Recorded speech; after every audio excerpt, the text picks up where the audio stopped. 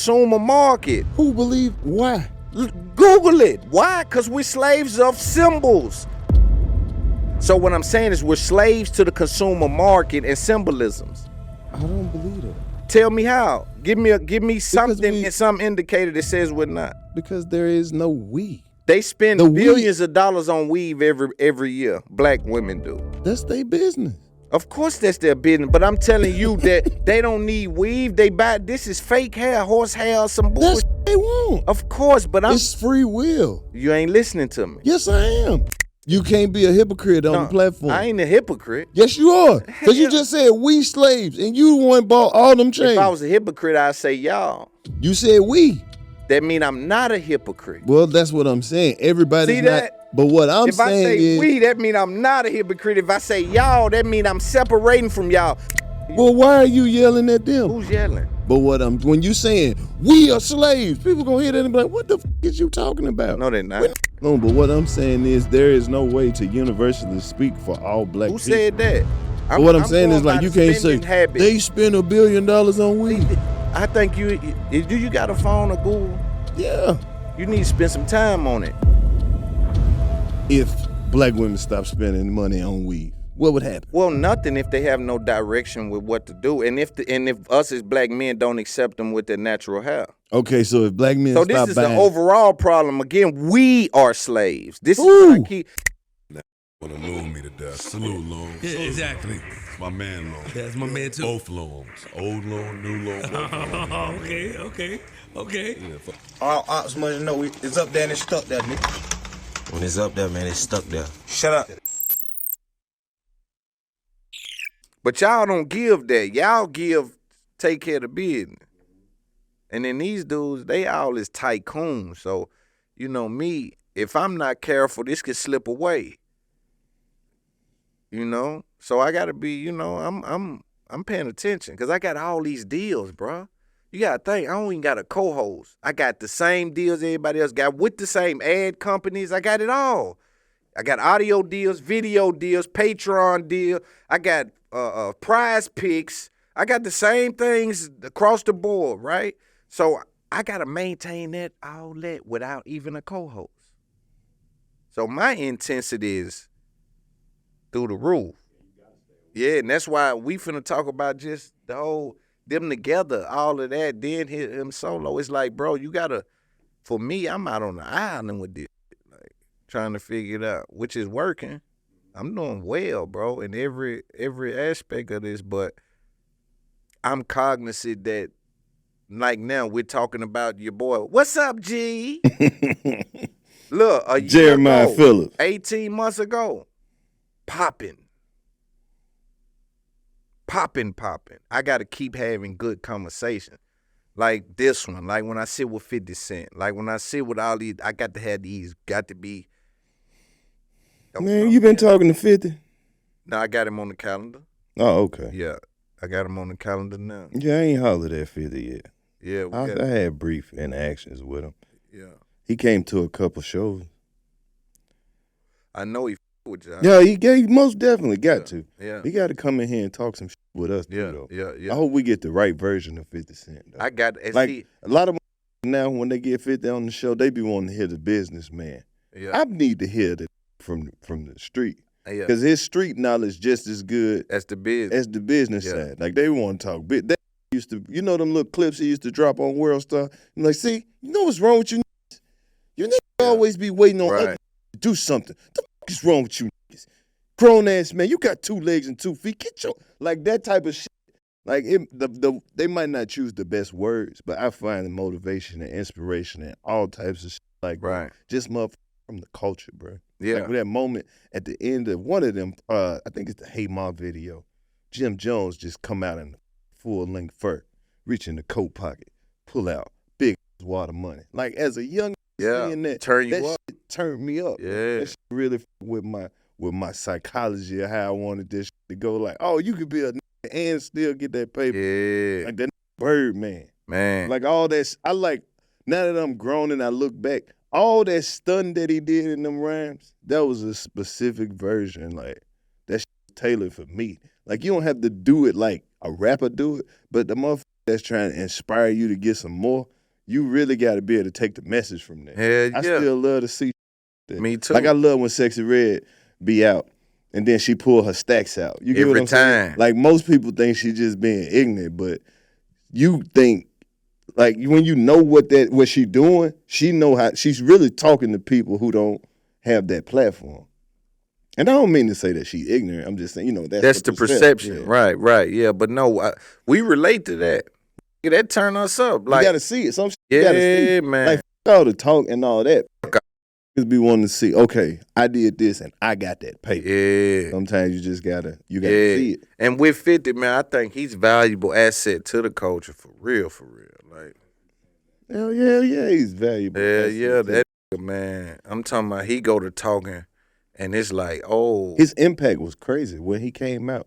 And there's just the whole allure of him being shot that many times. People just wanted to hear what he had to say. Did, yeah. Like he was going to drop a message from the other side. Yeah, you know what I'm saying? Yeah. It was a hell of a He had a hell of a allure, bro. Yeah, man. Then he played into a bulletproof vest. And he ain't let us down yet. He showed like he ain't went out bad once. He ain't let us down yet. Even the public shit, you know, that be considered like business flops or failures, but it's like that's just part of the game, and he's still up. He ain't went out bad. You get what I'm saying? Yeah. Nah, he and to had win against giants. Yeah, cause he challenged Jay and them. Still to this day, did it. Yeah. I ain't buying out to none of them, man. He fought for that spot because he was like, y'all just gonna let two niggas get money? I'm gonna get $1 billion without them niggas. Right. That's the important part. Yeah. I'm gonna do it without them niggas, and I'm gonna do it in a different way than them. Like, just think about that, because coming through rap saying Jay-Z is like where you live at. Yeah. You can't come and be challenging Jay-Z and Diddy and in New York. Right. And against Murder Inc. at the time. Like, he come through that. He fought for what he got. He did. That boy fought for what he got. And he stood on it. And like you said, he ain't let a nigga down one. He ain't let us down. Ain't nobody took nothing from him. Ain't nobody He ain't went out bad once. Ain't that crazy? Right. He might be the only rap that done kick that high level gangster shit like that. You can't say that, because then there's too many that you'll be overlooked. That done went that far that ain't went out bad. Hey, man. Give me some more. Hove didn't kick that high level gangster talk though. He did. I've been shot. I'm Nigga, ready to die. Hove. Look, if it's beef, cock it and dump it, the drama really mean nothing to me. I ride by and blow your brains out. Think about how much shit Hove murder. Think about how much Hove done rapped about, right? And think about just how much you done learned about his life over the years that you know is a fact that you know what I'm saying? Like, he don't shy away from it, but think of how much he ain't never spoke of. Right. But that makes it different, because 50 coming out saying, I shoot up your mama house and make your ass look for me. Like, he ain't talking about hustling at this time. He was straight grimy on some, I'm talking about that level of gangster shit. Right. When a nigga coming saying, if it's beef, what he says. But that's what I'm saying. Like, that's not a character that he created. I know. He played that. Yeah. Yeah. But then you usually go out bad, though. Usually we catch the rap that kick that kind of, they done caught him and kicked him in the ass somewhere down in his career. He done got somebody done beat on him. Like, even Suge, after so long, you get knocked out. After so long, like, you got to keep it, like, I don't think you can only look at shit like that type of one way, though. Like, the baddest motherfucker got knocked out. And I'm not saying that don't mean that you ain't still a bad motherfucker. When I'm saying knocked out, I mean dethroned. And when we say 50 never went out bad, we not even talking about took a loss. We spoke to him having bankruptcies and things like that. That's business. Right. But them can be considered losses to people who don't have the vision that we have to understand where he's at. When I'm saying, that's from the outside looking in. Right. People but don't understand how you protect your business assets. Exactly. Like that. It ain't like that's a failure. That's just how you protect the money you already got. But what I'm saying is he hasn't been dethroned. At least that's what I mean when I say he never went out bad. That's why he never went out. But I'm saying most niggas at some point, like Suge, when I say he was knocked out, it ain't because he lost a fight. I'm saying the atmosphere around Suge changed to where he was now dethroned from that scary. He's still Suge Knight. He's still Suge Knight, but not that scary. Yes, the f he is. Nah, they stay hitting on him, Karlous. I know it, but if they wouldn't dare hit Suge in the 90s, bro. Yeah, they tried. It was a few motherfuckers The that 90s? tried. Yeah. Suge had ops the whole time. Yeah, he had ops, but I'm talking about catch him down here at the club and try to knock him out. Shoot him, have him up here at the thing where he running niggas over trying to get away. No. Like, bro, wasn't living like it. What do you think happened in Las Vegas? They was trying to kill him too. No, he come up there to try to bargain, to get in on the What deal. I'm saying, I'm talking about the night Pac got killed. They was gonna kill okay. him too. They was shot at the car. They wasn't aiming at one person. He got hit up too. But that Suge done got hit up a lot of times. But that's a direct violation. That's what I'm telling you. That's what I'm saying. Right? But for a minute, no, that's just playing the game. Like, ain't nobody gonna just let you bully them and not do nothing back. But if you in the game, 50 Cent ain't been dethroned. He been bullied. But he ain't just walked around and slapped motherfuckers. They done had fights. He done took their money from him. That's worse. If I was Young Buck, them I'd have probably tried to kill that. But you don't. That's you made me. You feel me? You done took millions from me versus slapping me. That's only watching that shit from the fan point of view. Nah, then think about it Buck. from the I'm business. I'm not defending either side. Right. What I'm saying is, if you on the business side, he didn't take. I can't say that he took nothing. But what I'm saying if crash 85 South, you know how much of an arch enemy I am to you. If I come and make these people, if I signed you to 85 South, yeah, and didn't work out, and I still continue to make millions of dollars, like they did at G Unit, you can leave here and say they f my money up, they took my money, because they still got it. We had the money before we signed you. But see, so if you come over here and your shit don't work out, that don't mean that I took nothing from you. That just means you wasn't able to use the infrastructure that I created to create this money. This is revisionist on history. The business side. Nah, this revisionist history. Okay. You know too much about hip-hop, dude. I know you're a hip-hop. Listen, Young Buck and 50 Cent situation in particular, 50 was putting it out to ruin him, his career. He would kept on. That's what 50 do. He used his platform to say, he embarrasses you. He puts stuff out to diminish your value in the marketplace. And that, to me, is worse than us fighting. I can take a fight from it. Hey, man, I don't know. But to make me go from selling 200,000 my first week to 2,500 my first week, you done crashed my company. Nobody should be able to do that. Well, everything in this business is on perception, especially with a rapper. Not for y'all and not for me. We hard numbers and listens and things like that. With rappers, they live on perception.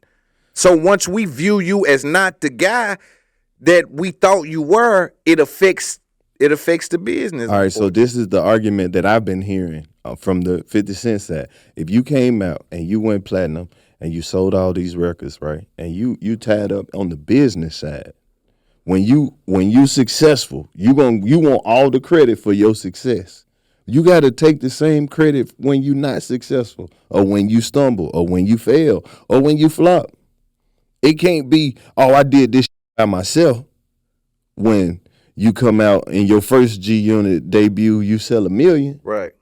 And then when you come out and say F them, and then you sell 2,500 copies. But that's the arrogance. That's nobody's fault but yours. But the arrogance of men and the crowd. See, sometimes the crowd will make you think you bigger than you are. You could deal with the crowd saying, yo, you don't need them niggas, man. Why you be with them niggas? Yo, bro, you had 85 South together, man. You don't got to be on tour with them niggas. Karlous, go by yourself, bro. You don't need them.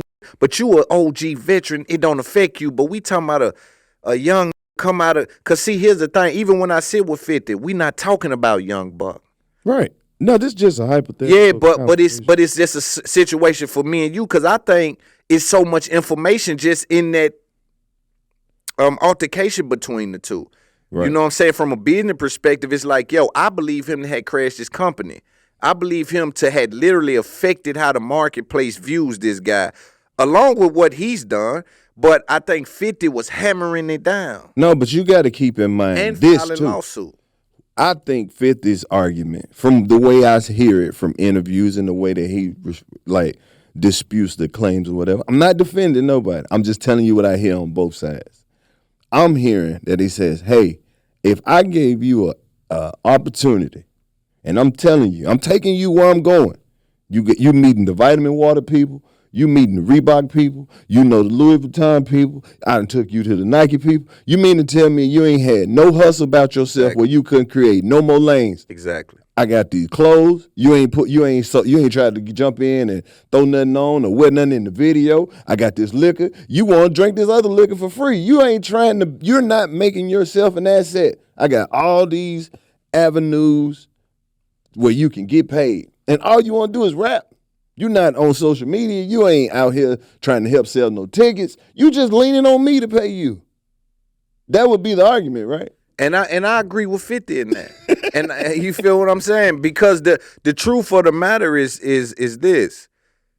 I think that's the thing. He wanted all the artists that didn't find success over on his platform to create more revenues for themselves. You got the light.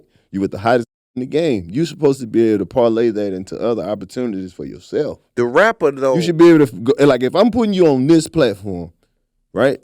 You talented. I believe in your talent. I with your raps. If you got a hit and you want me on it, I'm going to get on it. But until you bring me something, I can't just get on bullshit because I'm your homeboy. Right. Bring me some shit that could be a hit. Yeah. Now let's make some money, because you know hit records make money. Yes. When motherfuckers make something that's going, when it's viral, when it's a hit, when you're trending, that's what people want. You supposed to be able to use the resources to make that. So if you don't take advantage of the resources, and I'm out here getting up every day, I'm in the office, I'm in the studio, I'm working on music, I'm calling people for you, setting up, and you ain't showing up.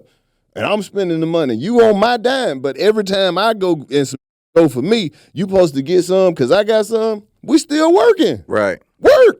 Right. I'm with you on that. But and also here's the thing though, when I examine the rapper that usually come from a low income environment, I usually see them go and get with someone like a 50 Cent or get in this industry, and then they double back and their first objective is to shine on the hood. This is the thing. As an artist, that's the price you pay for having to go through another artist. If an artist came up and they grinded their shit up and they got their own record label situation, it's not their responsibility to go and put you on. This is a business. Yes. They looking for people who we can market, who we can make money off of right now or in the next few years. You got talent. You just a little rough around the edges. You just need to be in a real studio. You need to be around some business. I'm going to try and take you out the hood. But as soon as you put that money in their pocket, they go right back to the hood. And then there ain't no return on investment. Because what happens is, at least what I think, is that they try to show the hood that I'm no longer like y'all. You see or go back and say, we made it. We made it. It might be we made it. Right. But at the same time, like, if it's we made it, why you keep pulling up in the Bentley? Don't nobody else got nothing.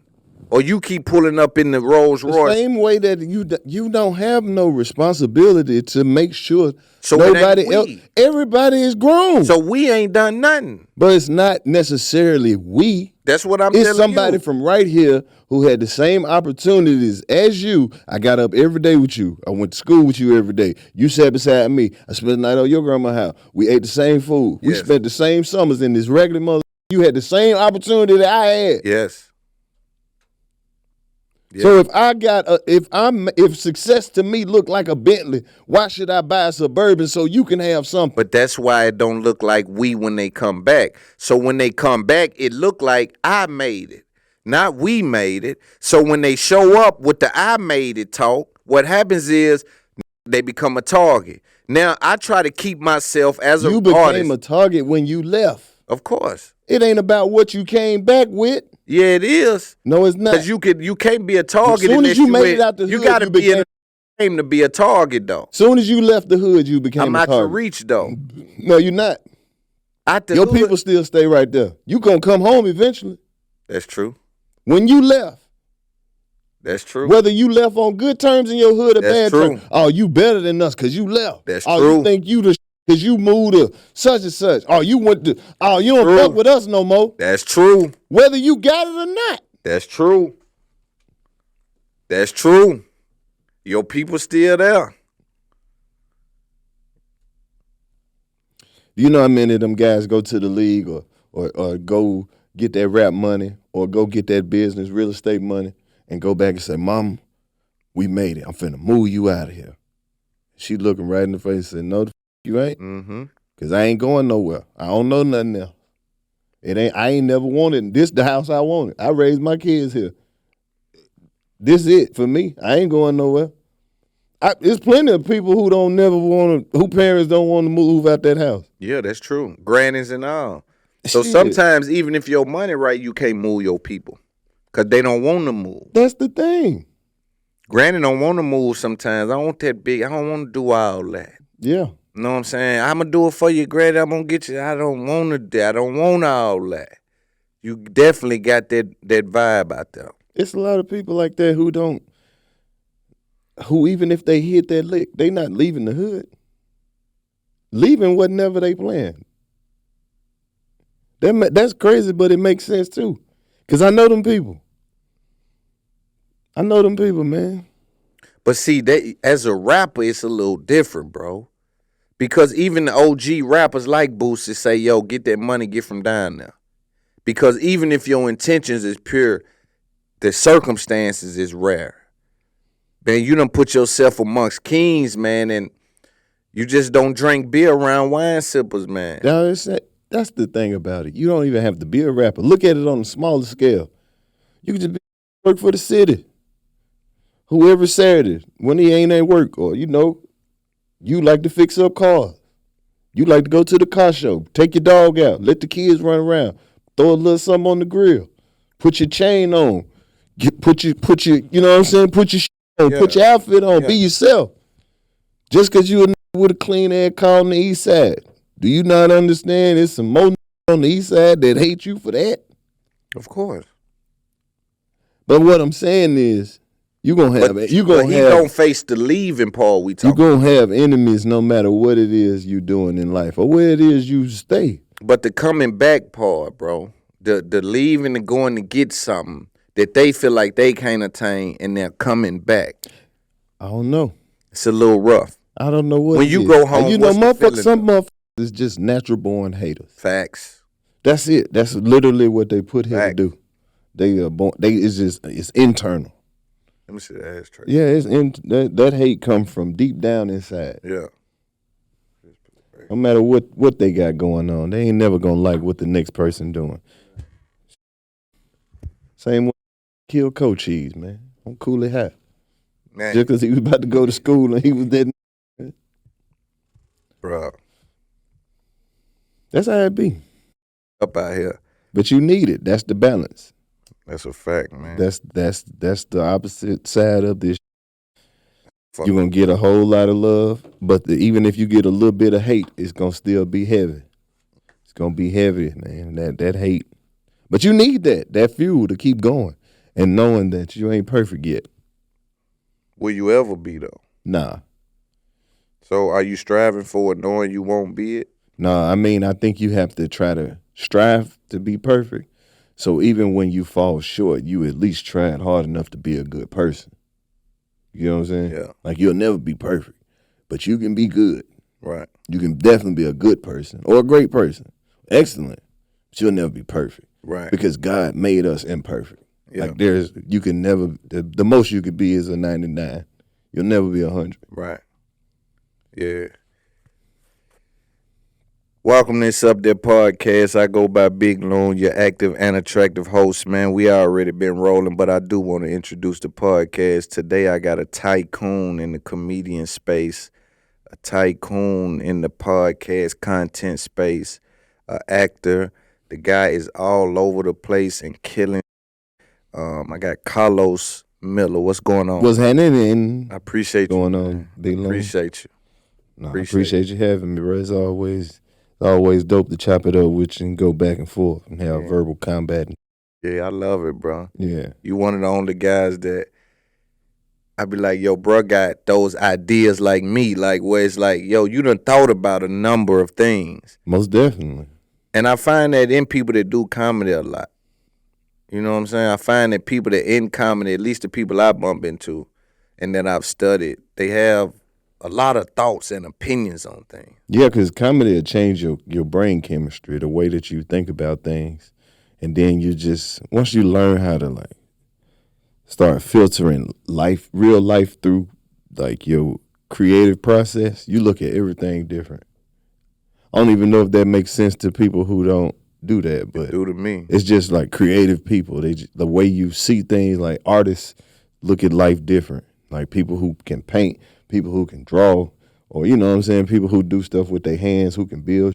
They just have a different little level that they could take. Like people who could do math in their head, they could just take it to another level that regular people don't. And once you start looking for the humor, even in the worst situations, it'll just change your whole perspective on shit.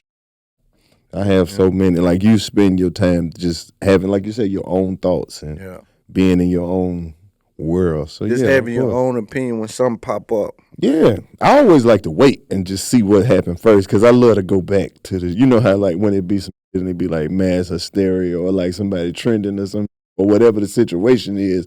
I always like to be like, hold up, don't say nothing yet. Wait. Because it's always going to be, that's when the most ridiculous stuff come out in the beginning. Because you remember when COVID came out, they was like, you know, black people can't get this. Like, what?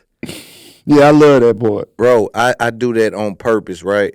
So with like pop culture, I have a side of the podcast I do with no guests where it's just me and the camera. Yeah, you need like that. And so when I do that, I talk about topics, but I always wait. Because I don't even want to be involved in the clickbait. I don't want to be involved. And then I want to have an opinion that's like formatted on it. I don't want to be swayed by what everybody's saying right now, because when you listen to these opinions come out, they usually along the same lines. When stuff like that happens, it's like everybody's kind of saying the same thing. It's just he dropped his podcast on Monday, he dropped Tuesday, they all saying the same thing. But you know what's crazy is though, like as you get deeper into the industry or the entertainment world, it ain't until one of those stories pop out that you really know what really happened to make you look at all that totally different. You know what I'm saying? It's like when some come out and it's something that's close to somebody that you know or people that's involved or things that you heard about prior to it coming out, you like, why is coming out now? This happened. Damn, this old. Right. Damn, that ain't what happened. Right. Then you be like, oh, they gotta put some sauce on it. Spinning it. Yeah. It's ridiculous. And it's up that's the way that we have to be entertained. And I think it's like that type of shit is okay and it's acceptable, but it can't be our source of real news. Exactly. Like our entertainment can't be our news. But they've got it mistaken because they don't understand. See, we think that just get informed. We don't understand we're misinformed on a lot of stuff. Yeah. Because they think it's better than having no information. Or disinformed. Right. We're told that you dumb if you don't know nothing. So just tell me something. Yeah, and like I said, that can't be, our entertainment can't be our news. Right. Because it's just like having vegetables on the plate. We might not always like it, but we need to hear real. That's facts. We don't need to just hear the sauce. Right. We need to hear the real so we can really make honest opinions about how we move forward as a culture, as a people, as a race. How can we prevent from happening if we just keep getting the hyped up, sensationalized version? Like, give us the whole facts of this. And you know what? That's why when I had these conversations on the pod, I like to just have conversations. That's why I don't talk to people certain people that ask me, yo, what's the questions or something like that. I don't even talk to them. Yeah, I don't really, I think that's one thing that's getting overlooked. We don't do a lot of interviews. Right. Sometimes we just want to have real life organic conversations. And sometimes you can, but when it's somebody you're a fan of and you got interview type questions or, you know, that you always wanted to ask him, you'll ask him, but it ain't like you gotta, so tell me what were, you know what I mean? Well, unanswered questions. Yeah. Things that hasn't been answered yet, but to bring somebody in and like, so how did you Yo, that's not what we on. How did you start the 85? Yeah, come on, shit bro. like that. It's that's so not much. what we doing. Yeah. We're too unique for that. We're But too impactful. sometimes you need to do that. So because you're on different platforms and they have different audiences, right. and you do have to be introduced to. Like but we do introduce it, but it's not the layered introduction the way they do it. So how does it do it? So how did you do this? So how did you? It's like it's a overarching introduction of what we're talking about, and then we dig into whatever we're talking about on it. But you answered a lot of these questions that people ask over and over about some of these things. It's cool. I mean, of course, whatever they want to know. Yeah, but I think podcasting is, at least on this side, I try to bring something where we just have a natural conversation. And you had a lot of good guests on here. You was going back and forth with Dr. Umar. Yeah, man. Y'all got some intense moments. Yeah, that was a good one, man. That's hard, man. Keep doing your thing, bro. Yeah, now we build and we. I love to see different outlets. I love to see different interviews and just get different perspectives. When I'm at the crib and I'm just chilling, I click on everybody just to see. I know you consume a lot, man. Yeah. You know all the rap that coming up. You be knowing. Bro, I'm still a fan of the culture of. You know what I'm saying? I get to look at it as a grown ass man now. Right. And really just, like, okay, I see what they doing. Right. I see what they doing. Yeah, and some things. Man. Yeah, I think that Dr. Umar one, man, for me, it kind of changed how I look at things now. Because I said, oh. What you mean? With the content world, right? There's niches. There's things that only certain people can do well, And I think if I can polish my live show, because that was a live show. That was a sold-out live show. Yeah. With me and him. And I think if I can polish that and do that right, I think it's something there. You know what I mean? Yeah. I just think, and I saw a lot of people adopt that. Adopt certain elements of even that conversation and reference that conversation when they speak with Umar. Yeah. They booked him after that. Like, a lot of people reference that, like, yo, man, I saw you on, and man, y'all were talking about Dion, and they got back. Yeah, I would love to do an interview with him. Yeah. I wouldn't even say, I'd just let him talk. There you go. I would. He could literally just come on my platform and just talk. I ain't got to ask him. Yeah, I think I kind of, and I changed how people dealing with him now. People are now doing a versus thing with him, and I don't really like that because I didn't do if you listen to that conversation, we really had some, like, I tried to get him to explain a little more. Yeah. He was right making his points, but I want to dig into that. Why is that? Why you think that? Why do you think somebody would do that? And for me, I just think it added to the album. Well, that's kind of, I could see how that could be. That could be frustrating, I guess. Yeah. If you keep asking him why, and he's like, "Don't ask me why." Nah, deep down inside. Nah, he respect me too much for that though. No, I feel you. Listen, you gotta think that's his 5th time coming on my show. He's the only person that came that much, and he hit me. Pause. Yeah, that's a big pause. That's a big pause. Hey man, that's dope. But you know what I'm saying is that there's this respect there. So he knew that, I was trying to get him to explain to his audience some of those things. Like, we got the next one that come out next week. Then so we get intense about some things that now has come out that I was right about. Because I told him that did you see the girl that, and it'll probably be out by the time this come out, but did you see the girl that had the big knot on her face and said, a dude asked for my number and they didn't give it to me, and these black men let me get the bricklayer. Yeah. He went crazy on black men about that. You coward, stupid mother. But think about it. That's one-off situation. She dead ass wrong for that. But it's out there that probably needed to hear that. And that's what he was saying. That's it. That's what he was saying. That's what I'm saying. You but don't want to put. You want to be passionate about some shit that you don't even know if it's real or not. Yeah, I said, damn, you give grace to the black woman in this conversation. You give grace to. I said, what do you say to the black men that say you're too hard? You don't give any grace to them, even in situations where you're wrong about this girl saying black men didn't defend her when this is an allergic reaction. Yep. And he was just like, well, I'm not going to retract it because they need to hear that. They do. And it's still a valid point, but it's like, when it's directed at one particular incident that's false, then it just loses validity. Right. And I think validity. It's gonna do great. It's gonna do great on YouTube because we go back and forth. It get heated. He telling me, because I'm saying, yo, why black men gotta be blamed for everything, you know? Because that's our role. To be blamed for everything? That's a role that was given to us that we would never ask for. That's just part of it. It's one of the drawbacks of being a black man. It comes with it. We always gonna be at fault. Because think about it. What have we ever done to anybody? But each other. Thank you. Don't do number fuck over each other. That's abuse. The violence is transferred. It's just a transfer of violence. That's it.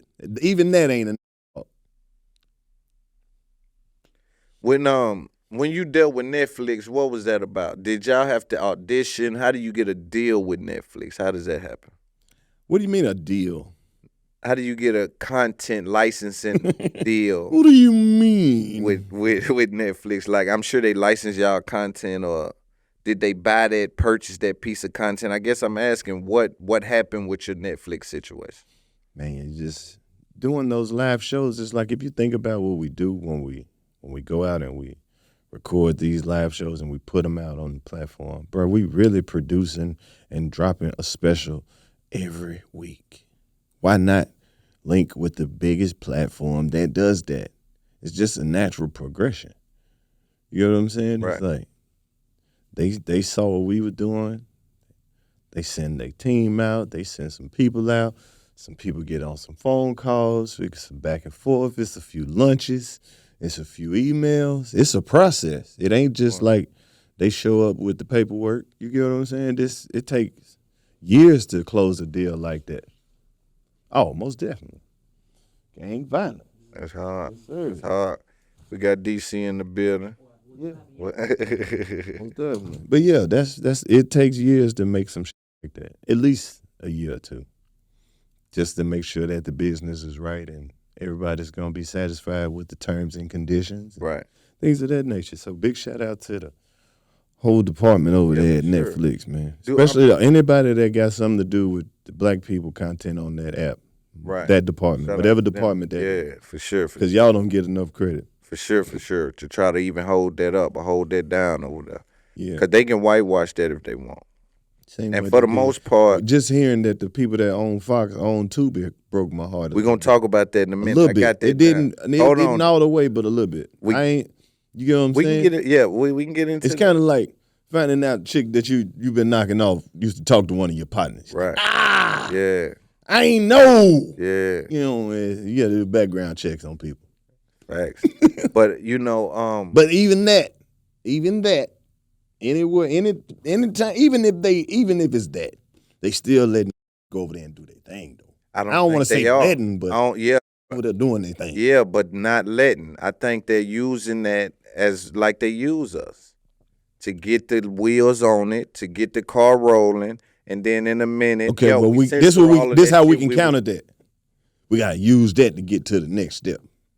We can't just let that be it then. If that's the attitude behind it, we need to be working on an exit strategy right now then. If that's the emotion behind it, we either love it or we hate it. Because if we stamp it as we love it, it's going to blow.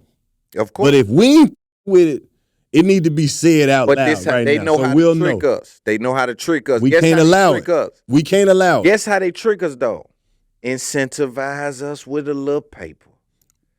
Boy, that's how Trump got us. That's how they all get us. Trump didn't get us. What? He didn't get us. What? You think he got us? What? He got that wanted to be got. No, he got the. He didn't get us. I'm talking about he ain't get me. Black people as a whole. Bro, I don't For know. the most part. I don't know. They're not paying close attention. He didn't get me with the passing. What if they are, though?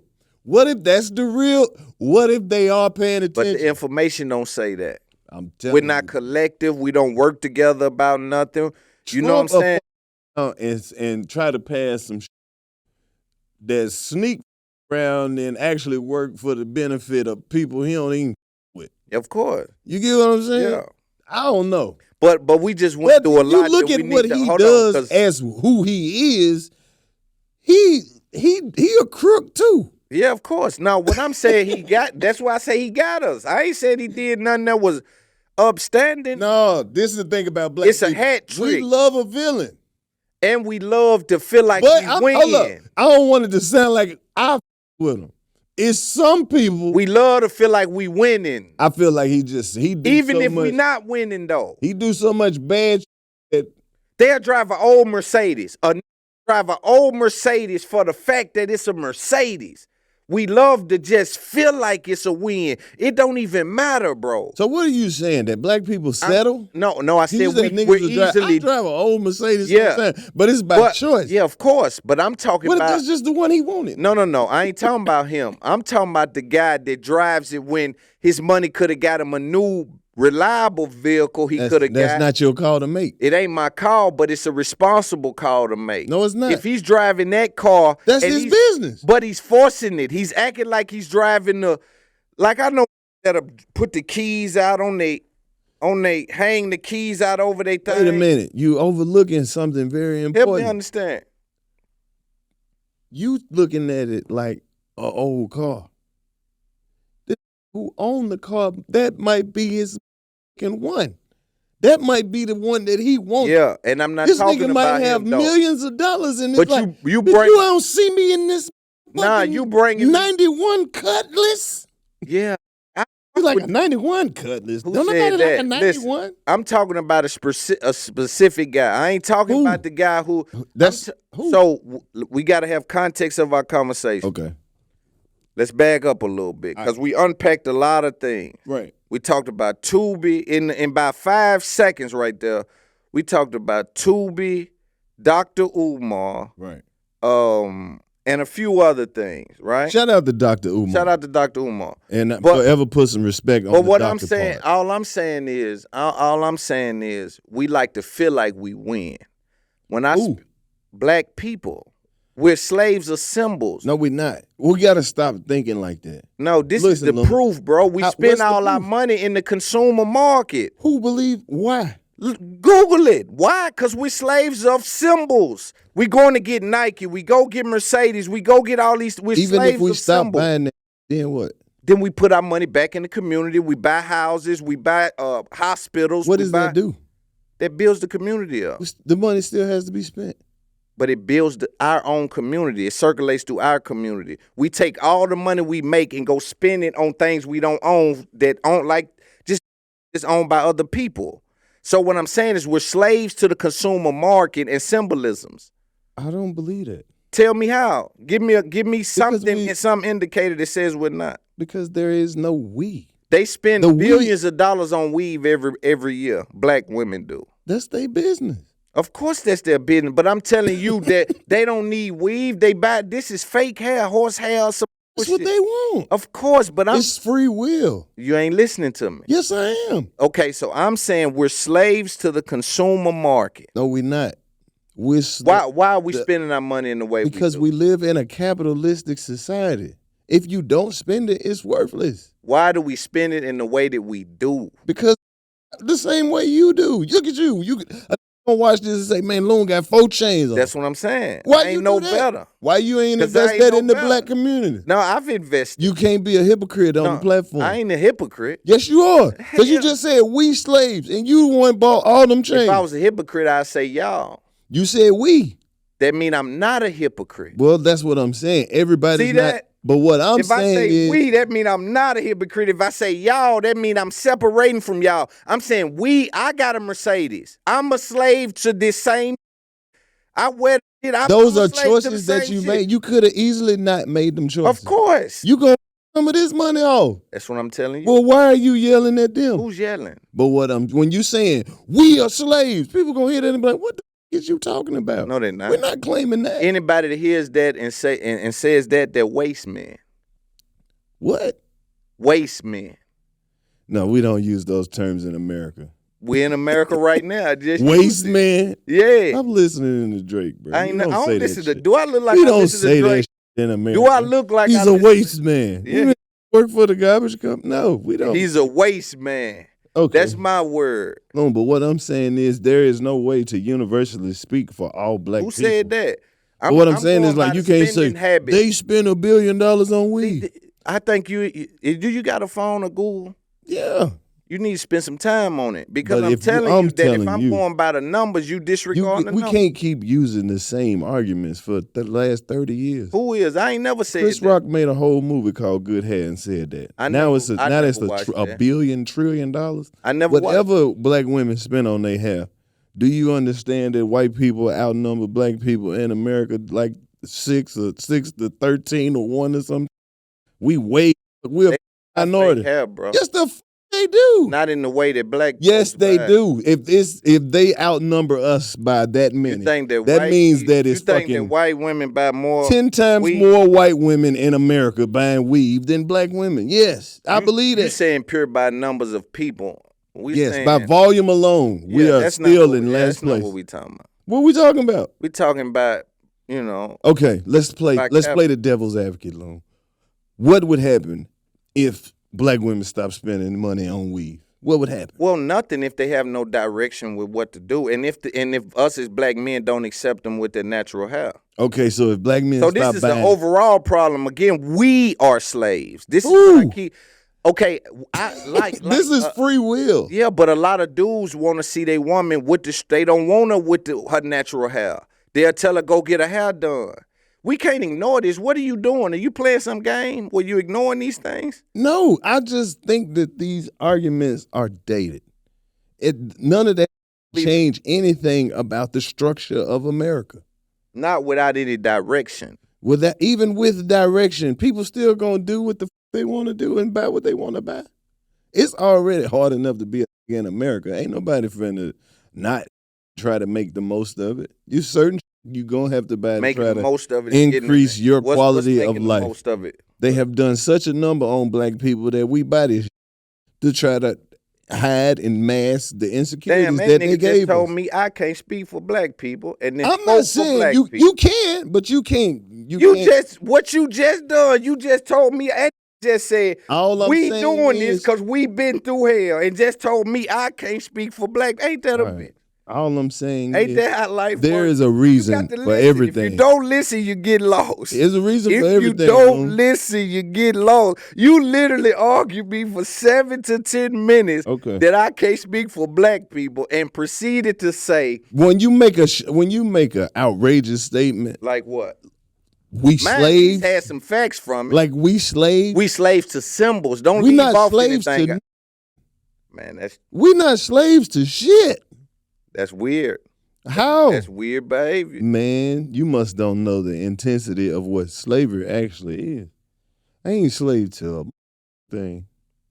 We spend our money like, I say this, let's rephrase that. We spend our money like we're slaves to symbolism. Bro, that's because we live in a capitalistic society. If we lived somewhere where where love was the currency, we would be out here loving the out each other. Who says But- love isn't the currency? Not in this country. Who says that? The people who founded this country on capitalism says that. No. Once you There's you don't, people living you in this know country. as a who been in the streets, But there's- as a who in media, you don't mix love and money. I don't, but there's people living in this country that is love based. You know why? You're speaking for the whole country. You told me I can't speak No, for I'm black speaking. people. I'm speaking from my I little can't one. speak for black people. My You- little 166 millionth.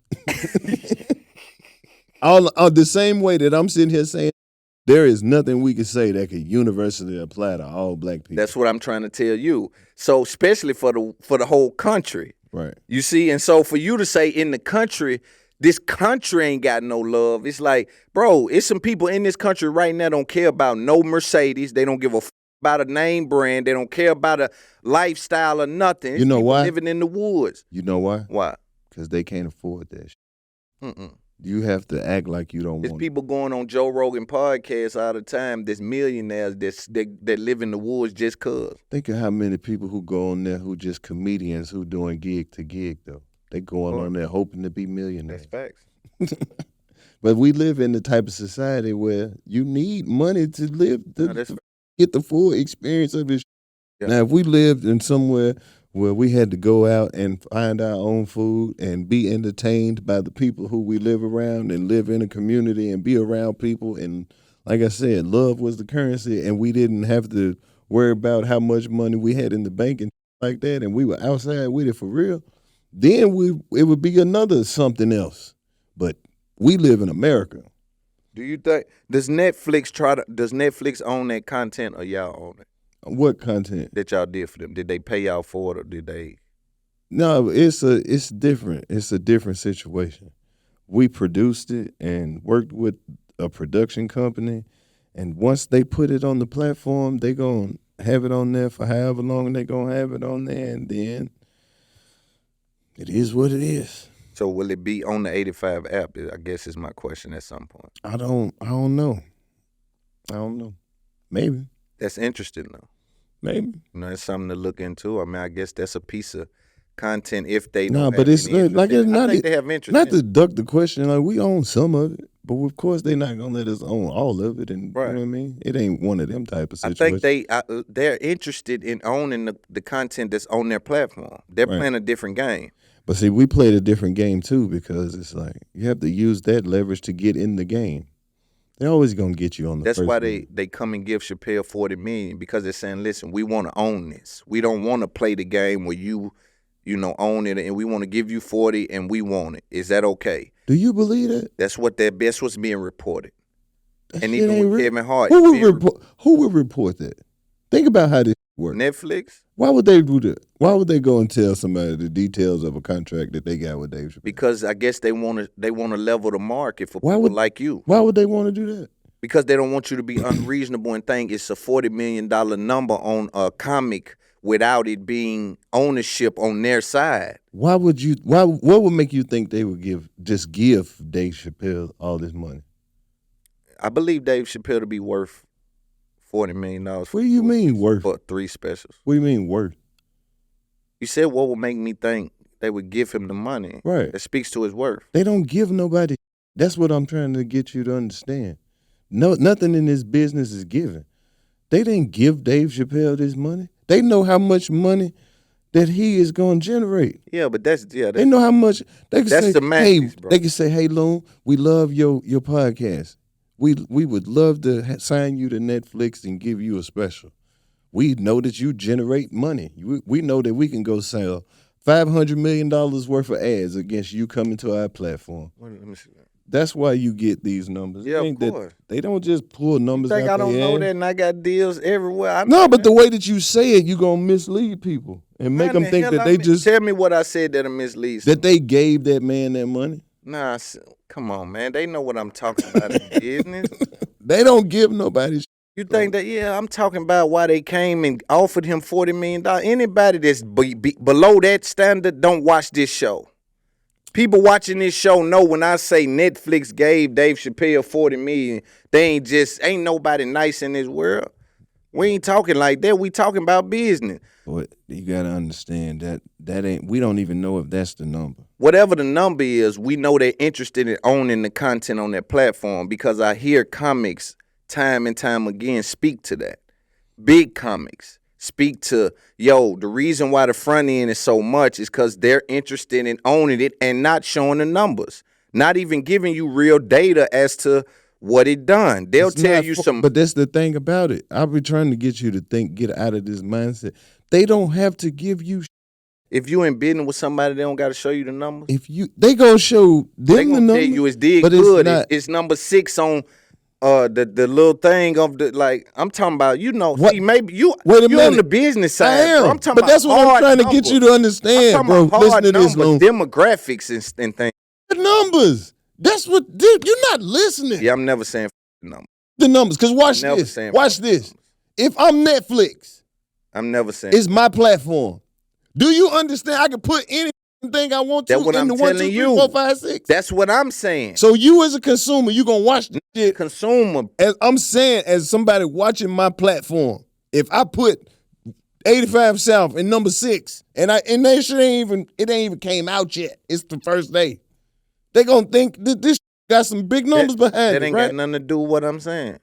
You just said that. I said the hard numbers, the demographics behind the scenes. Okay, when there's value to every viewer. There's an ad company that wants to sell something to every person that clicks on the 85 South podcast, Netflix show. You're looking at it in a small I'm scope. looking at it how Netflix looking at it. They're selling that data, bro. Wait a minute. Netflix, the whole company. Everybody's selling data around Wait a here, minute. bro. I'm trying to get you to even understand what Netflix is. It's the Netflix. This is where you watch all the movies at, right? Yeah. You think that it's just they got one Netflix deal? Do you understand they got ads against every movie on this motherfucker? That's the whole point I'm making. This is a $1 trillion company. Of course. So I'm telling you that, but take in mind, with it being a $1 trillion company, every number counts. That's why on YouTube and things, you can't have fake views and certain things because they auditing this because they're selling ads against it. So what happens is Netflix is taking that hard data that they're telling you is useless. And it's unfortunate that you were this high in the business and thinking this data is useless when this data is so important. You're not even hearing what I'm saying. Me. I'm listening. Go ahead. You're not hearing what How many have a Netflix account, first of all? Plenty. Everybody. Do you think they give a what you watching on there, or they want you to have this account? Who? The company. Hell yeah. You think they give a what you watching? Yeah. They don't. Right, I do. You can have a Netflix account and never watch nothing. You don't watch Netflix every day. I think there's extreme value in what is actually being watched on Netflix. I 100% think that the value of Netflix lives in the people that are actually watching. I do think the subscription amount. It's not, because if they gave if you watched it or not, this would be free. No. It's not free. This $20 a month, $25 a month. Yeah, and they ain't dead every month from a business perspective. So what I'm telling you is it's a game being played. They have a subscription model where people are paying the $20 a month. But if you're telling me that you think that the actual viewership of a company like Netflix is null and void, that's absurd, bro. Okay. All I'm saying is they sell ads against the viewership of that company, against the click-through rate. Right. They don't sell ads just based on who's signed up. They sell ads versus the click-through rate. All right, Loon. It's way more complicated than that. Okay. Tell me, because I'm in it. Tell me. I know you in it too. We both I don't have so time. We would be here all day for me to have to try to break down how these people make all this money off of this shit. They don't give a if you watch this shit or not. Honestly, the numbers matter to motherfuckers who give a about numbers. The people who trying to buy some space. That's, it's different. And that's what I'm saying. And that's only the difference between subscription revenue and ad revenue, right? Bro, even without all that, they still straight. Yeah, but as a business, you have to sit down like you have people in your offices sitting down trying to figure out how to amplify your app, how to amplify your content, how to amplify your comedy on all different levels. And you're telling me that these sections of the business don't matter. I'm telling you, the viewership is where they sell the ads against, the same way that you guys do with your YouTube 85 South and with your audio with Black Effect. You sell ads against that audio and that video. No, man. Do you not understand how the world is working right now? Yeah, I do. Go ahead. Netflix is just like Google for movies. They got every movie in the motherfucking world. Every movie you could think of. I would argue damn YouTube near, is that. With the exceptions of certain movies. I would argue YouTube. But if you get a brand new Netflix account at your new house and you watch one movie, do you not know that they have enough information about you to put all the shit that you might possibly in your lifetime while you have this subscription watch? Now, if you come over my house and I've been watching Rambo and all this other shit, it's going to be some shit on my Netflix that you don't even know how to get to on your Netflix. Do you not understand that we are literally in the Matrix? Nah, I get Netflix, they don't give a if you watch it or not. If you don't have it, you're not going to be able to watch at this point. That's it. That's all I'm saying. And for you to say, oh, no, it's not just like, hey, it's not Walmart where you just walk in and they got it. These motherfuckers get money off owning the site, subscriptions, the motherfuckers they know who watch this shit on TV, who watch this shit on their phone, who got it on their computer, on their iPad. But this shit is one of the biggest companies in the world. So what I'm saying is we don't even understand the scope of this shit. Like, this is it. Like, this mother is huge. It's that. Yeah, That is the new way that we're gonna have to watch movies from here on out. I know that. So they don't give a about. They snuck that extra tier in with the ads, and so that's the thing. That's another generation of revenue. So they have a tier where you can have no ads. They have a tier where you can go, see. I'm gonna show you how good they are at business. Do you actually believe that they losing money? Of course not. That's all I'm saying. Of course not. You said that they in the red every quarter. But yeah, but I'm telling you, because they playing this subscription game. Well, when the money come in, they put it back out on content because they want to own everything that's on their platform. So they spend the most. Why you think they stole comedy from HBO? First, it was everything to have an HBO special. That is absurd. That is absurd. You don't think that they bullied the market and took comedy from HBO by offering comics absurd amount of money? No. Comedy Central and HBO, they took it from them. No. Okay, what's your argument against that? Because I'm a comedian. Okay, so tell me. Do you know that HBO can come and give me a deal right now and it still be the shit? I could have an HBO special still. HBO ain't went no right now I can argue. I believe that now. But for a moment, Netflix stole the market from them, bro. They took every comic and gave them high amounts of money to do specials on Netflix, bro. They turned it damn near into a comedian platform. I feel like I'm arguing with my uncle at the house on Thanksgiving. This information is dated and incorrect. Wow. It's not correct. I can't believe you said I'm dated. These people in the comments gonna say he's watch. They gonna say Loon. The way that you putting this shit in a box, it just what sounds box crazy. I'm putting it in? You made it sound like HBO has turned into Lifetime. HBO still HBO. As far as comedy is concerned? Yes. Are you arguing as far as the market share is concerned that HBO is even existing as it pertains to comedy specials? Yes. Give me one HBO comedy special. Bro, you probably don't even realize how many comedy specials Give me one Netflix that you have comedy watched special that are produced by HBO. That's not what. Give me one Netflix comedy special. I don't have to give you one. You watch Netflix. I'm telling you, as a comedian in the game, that Katt Williams did 5 HBO specials. I'm talking about present day, bro. Loon, you not about to run my pressure up.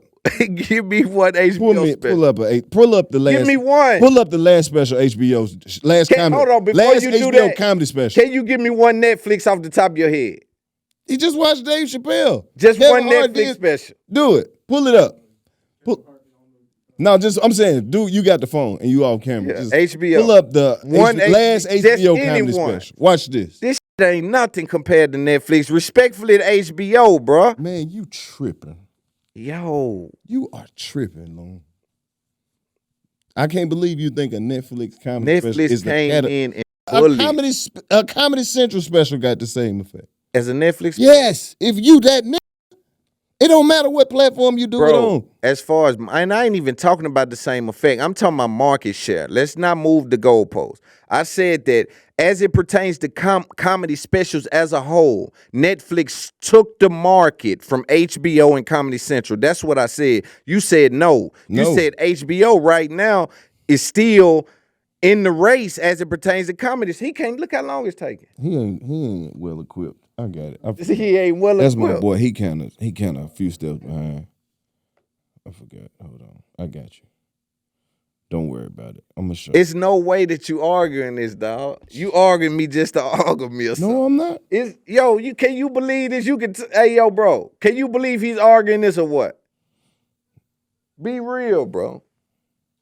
There's no way you telling me HBO specials is like it's no way you telling me that Netflix didn't steal the market from HBO. Yes, I will. And you can't even name your last HBO special? I'm shifting through this. I'm just going through a list of comedians because now they got a new wave of comedians, but HBO special is still the move. You must be trying to get one or something. No, going on. I'm just letting you know got one on the low. It never lost its value. You must got one on the low. It might never lost. Okay, first of all, I hate to do this, but do you understand one of the biggest comedy shows, not special shows, in comedy TV is the Larry David Curb Your Enthusiasm? Who produced that?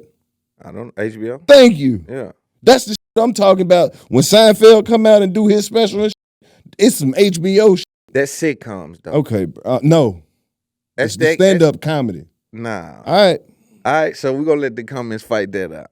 Because I believe that you believe I'm a comedian. Yeah, and that's what's and funny. I'm letting you know that the HBO special. Respect that, if HBO wanted to put the money behind the comedian, don't change it. Yes. Nah. Don't do me like that, Los. You know I'm high level. Don't do that. I have to do it. You know I'm high You're level. not hearing me. You doing me wrong adding that sauce at the end, what? Man. You know that ain't what we were talking about if they wanted to. The same way in Netflix, if Netflix can come through with a $60 million deal. This is giving they shit to Netflix for kibbles and bits now. That's how they control the market. They went and gave Dave and all these other that big money, and now is running to try to say, yo, I'm on the same shit Dave no more, because they brought the audience there.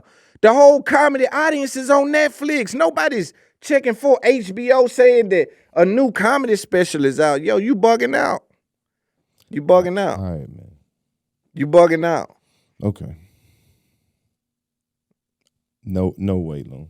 No way. What else? All right. What else? Who do you like black comedy over white comedy? That's ridiculous. Absolutely not.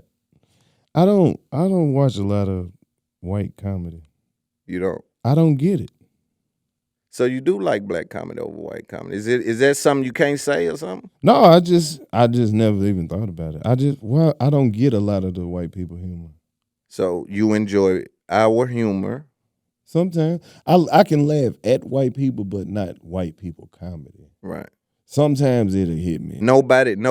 Yeah, it's a few that stand out. I got a few white people comedians. Do you think that black comedy translates better than white comedy? No, it doesn't.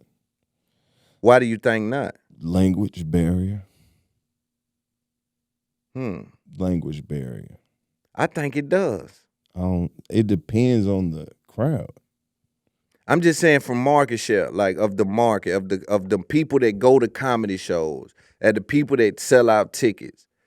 Is white comedy bigger than black comedy? Yeah, because it's a bigger market. Like that's the case.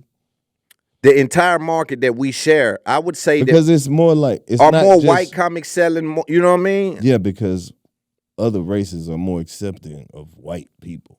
Like they look at black comedy as like too harsh sometimes. It's too. But on the other side, people would argue that they look at us for their entertainment and to come laugh at us.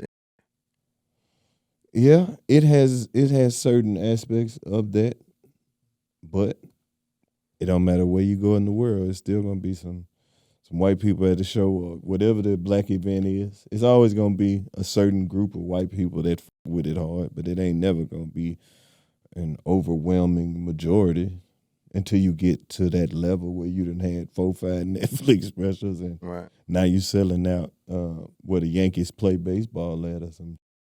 So if white comedy is better just as a whole, right? So if we say I wouldn't say better, it's just different. Not better. It's got a bigger market. Sorry. Yeah. Because I don't want to use those words because it's not that kind of competition. We're talking about market share. Yeah. We're just looking at market share. So if white comedy has more market share than black comedy, what would be the reason behind that? Is you just think surely just volume? I just think it. Or do you, like you said, they're accepted more? The type of humor that white comedians do, they don't get too graphic about. You know what I mean? Yeah, some of them do. Not like black comedians. Yeah. You get what I'm saying? They can really just talk shit in a white people kind of way. You know what I'm saying? They don't even really have to use no harsh language for it to really just be like they just can talk the way they talk. Piece of shit. Yeah. You know what I mean? That's just pretty much like hard as it gonna get. Like a here and there, and it ain't never gonna be. You know what I mean? With a whole lot of niggas, like, I was watching the dark side of comedy. But that's the way we talk, and we're not accepted for that. We get criticized on the way that we communicate amongst a group of us, and they got the freedom to just be them a lot of time. You ever watch Dark Side of Comedy? On what is that? I think it's on. I watch it on my Fire Stick, but I think it's on one of them, stations. What is it about? goes behind the scenes of comics and kind of tells kind of the other side of what's driving the jokes and kind of sometimes their life is kind of falling apart when they're at their peak, but they're performing at a high level. You know what I'm saying? Like they did one on Andrew Dice Clay. Yeah, it's hard to create good comedy when you ain't Broke. when you don't have no pain. That's where the humor come from. Because you got to keep in mind, we letting people laugh at us. We really be going through it, but the laughter and the good performances help us deal with it. Right. Yeah. Some of your biggest failures in life, once you can go on stage and feel like you do that shit right, it kind of make you feel better. Right. I was looking at that, right? And so he one of them guys that said a lot of wild shit.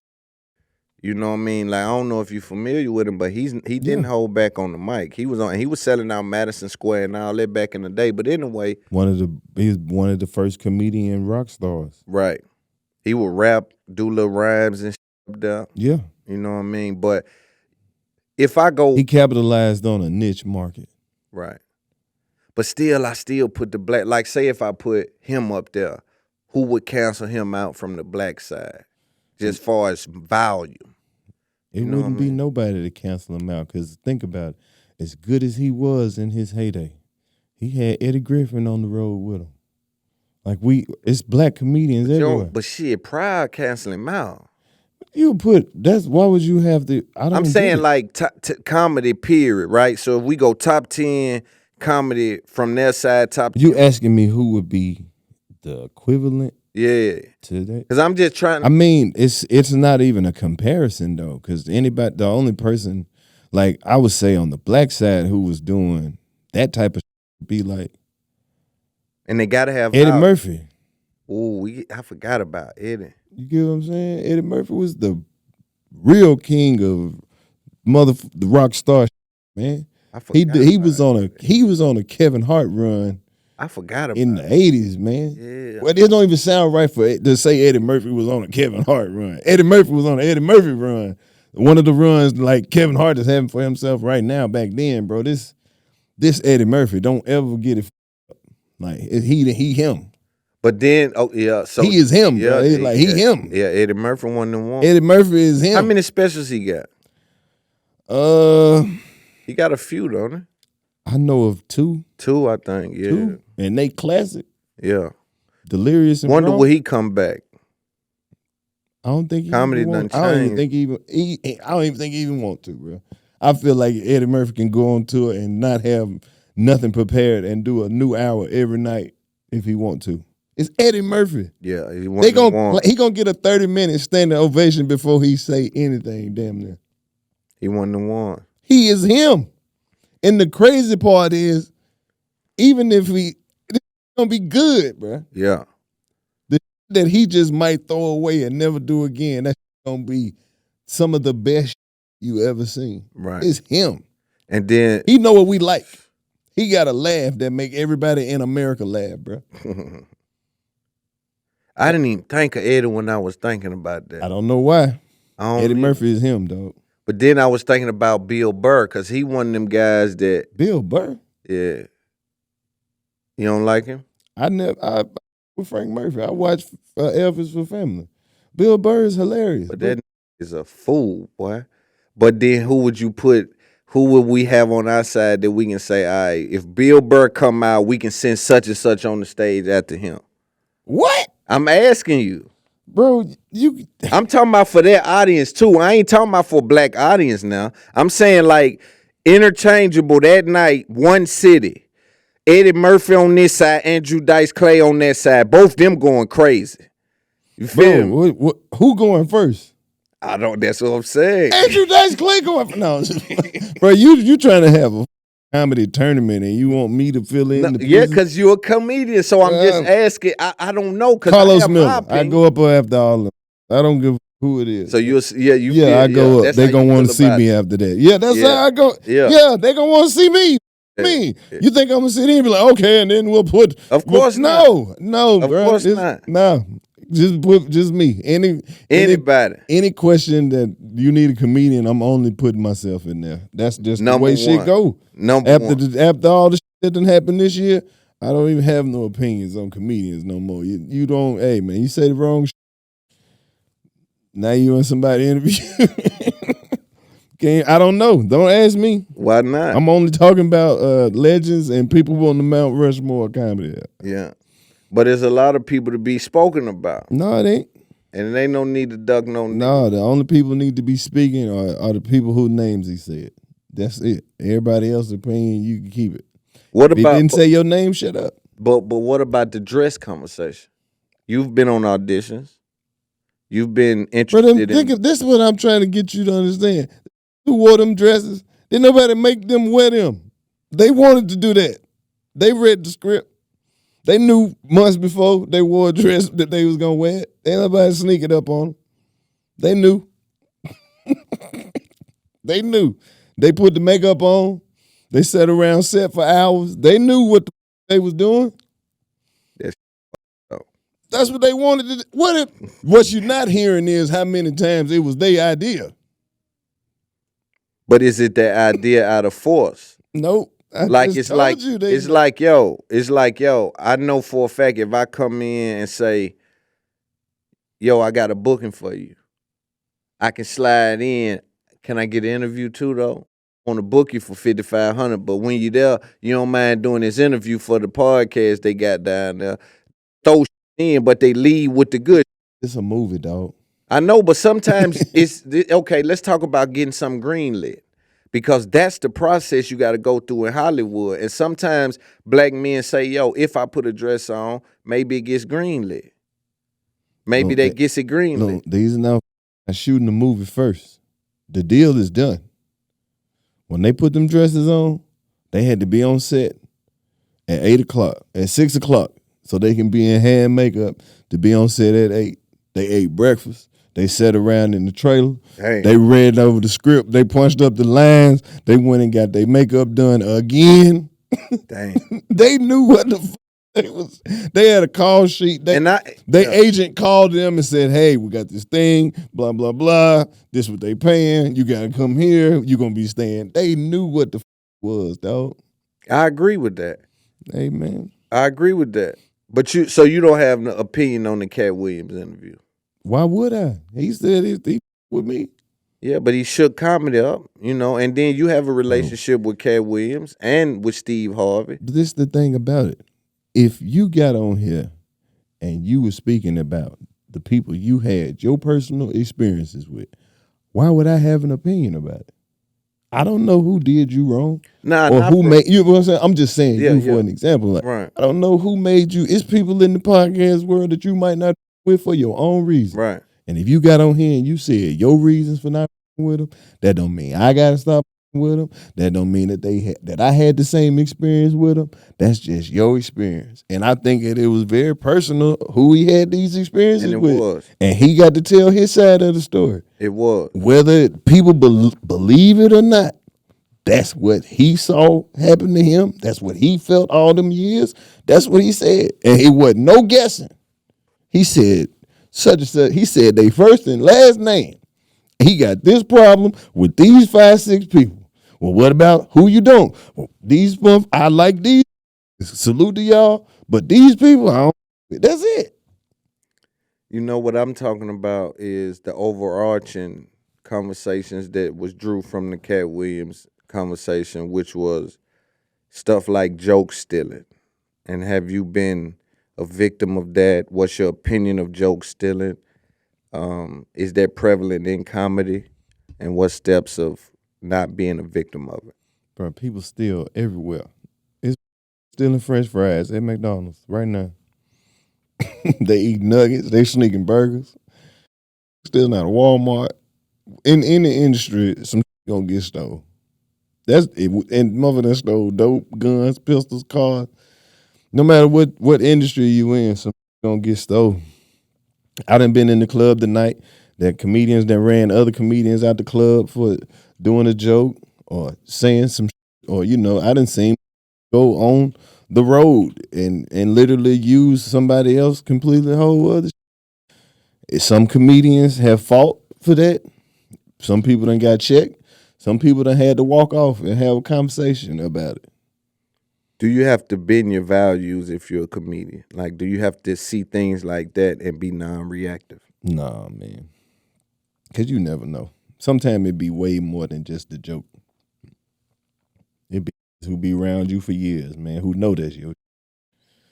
And Who done rode to the show with you, who done called you, who done came up and dapped you up. Man, I love that. And then next thing you know, they doing it. You're like, hey, you don't remember you said that? Man, it didn't happen every kind of way. You seem zen now in your life. I done had my show do my joke before I went on stage. What show? Like on my show, on your like comedy show. Yeah, man. That's why I really stopped. Like I used to just use like local features and like that, but damn, that's what made me stop. They just because it's like, damn, even if they ain't stealing from me, they stealing from somebody's signature. You know what I'm saying? But that's just one of them things where it's like nothing's new under the sun. And if some comedians feel like if you talk about the same topic, you stealing their joke. Why is this sensitivity around that? Because everybody trying to make it. And is it hard to craft these jokes? No, it's not that it's hard to craft. It's just some people get lazy. Some people just get around certain people and just like, oh, I can tweak that or I can flip that to the point where they wouldn't be able to recognize it. That's just how the go. I don't know. I don't think I can be involved with that. It seems like it's dog eat dog, man. It seems a little bit like they're overzealous because people, like you said, are trying to get out. But it feels like that people are saying, yo, and I talked about my wife and kids. Next thing I know, you talking about your wife and kids. Well, hold on. I was in the back of the comedy club one night and a comedian on stage said, fellas, give it up for the ladies. Comedian in the back was like, man, you're doing my shit. That's a true story, man. I literally heard him say that. Hey.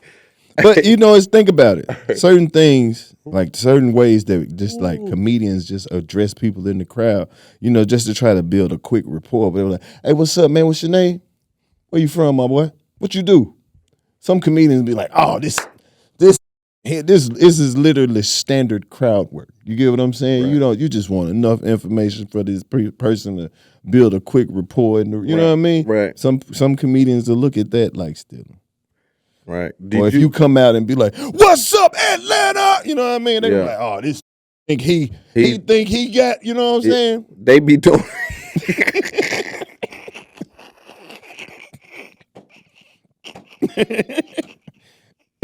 not off the what's up Atlanta. This man, I've seen it. Hey, not off the what's up Atlanta. Come on, man. Ooh, boy, that's rough. That's rough right there. Off the what's up Atlanta, man. Holmes said off the, man. That, what's up Atlanta, bro? I'm talking. That nigga think he Steve Harvey. Exactly. And nigga, I mean, just the smallest little trigger comedian. Man, so I flew up here on Delta. Oh, this finna do my shit. Here you go. What? It's very sensitive. With the wilding out thing, I spoke to Chico a few weeks ago. He talked to me about like revenue sharing. That's a very interesting conversation for me, and I thought about that as we had that conversation, and we talk more about it in the next part. But y'all take a big homie perspective on that. What lends itself to that?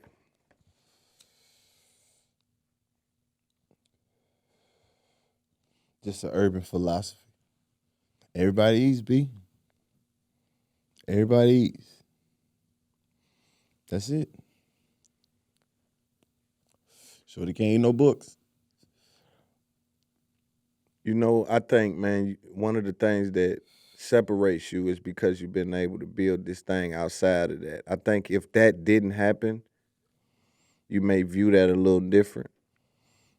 What, wilding out?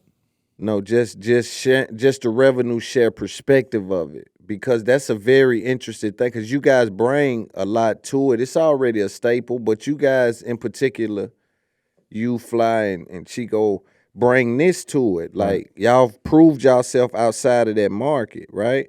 And there's a value to be set on that. That y'all go back in there because part of it was built there. Y'all go back in there and say, You know what I mean? We're gonna keep it real. It's just crazy that we all went to Wildin' Out with like pretty much the same goal. You know what I'm saying? Is to try to get to the next level. And who would ever think that that's the goal? And if we all get to that level, that we could still be partners, even on that level. Dope. If we could do this together, we on shit. Ain't nothing you can't do if we get to this next level. So that's pretty much the mindset behind it. Like, we ain't gotta do that shit. Go out here and be stars by ourselves, nigga. If we stars, it could be the Rat Pack. We could still be. We can make that shit happen however we want to. And then once we start putting it together, and it just started making more and more sense, and then splitting off and going to do the solo thing, and still bringing something back to this. Bringing Or value. just, you know what I mean, just scraping that little, you know what I mean? That's what made it go. And it sometimes it kills me. And back to that conversation about comics, right? And just ticket sales and like putting Burr and Katt up there and Eddie Murphy and all these guys and Dice Clay or. But see, that's the thing. It's so many that you could name. It's so it's like many Martin great. Lawrence. That's why blacks got so many. That's why I would argue that our comedy translate better. Because we got so many people that sits at the top of that comedy list. You got Richard Pryor, Eddie Murphy, Martin Lawrence, Bernie Mac, Cat Williams, Steve Harvey. For all these people, like, you can go on and on. On the white side, I start to get lost when I go Andrew But Dice. you got to keep in mind, it's so many of them over there, and they so big, you don't even know. I know I be paying attention, though. Like, and I like know Russell, they big. like Russell Peters. Yeah, I know him. All them big. Tom Segura big. All them dudes. Theo Vaughn, Bert Kreischer. Them guys Matt are huge. Rife. Them guys are huge. But Matt Rife was on Wildin' Out with us for 5, 6 seasons. 7. That's we dope. went on tour. That's dope. Now he out here taking over. That's dope. Man, that's my motherfucker. I'm proud of him, dog. Yeah. I love You that got shit. dudes like Andrew Schultz. Hell yeah. You see, you got Ron Bro, White. I did a podcast with Andrew Schultz back in the day at his mama and them crib. Now look. Now he's one of the biggest stars in America. Hey Schultz, I hate your mustache though. I hate your mustache and your haircut. That look historically racist to me. I can't wait for you to switch that up. Grow a goatee or something. You look like a World War II pilot. Do you think I think he's doing it on purpose.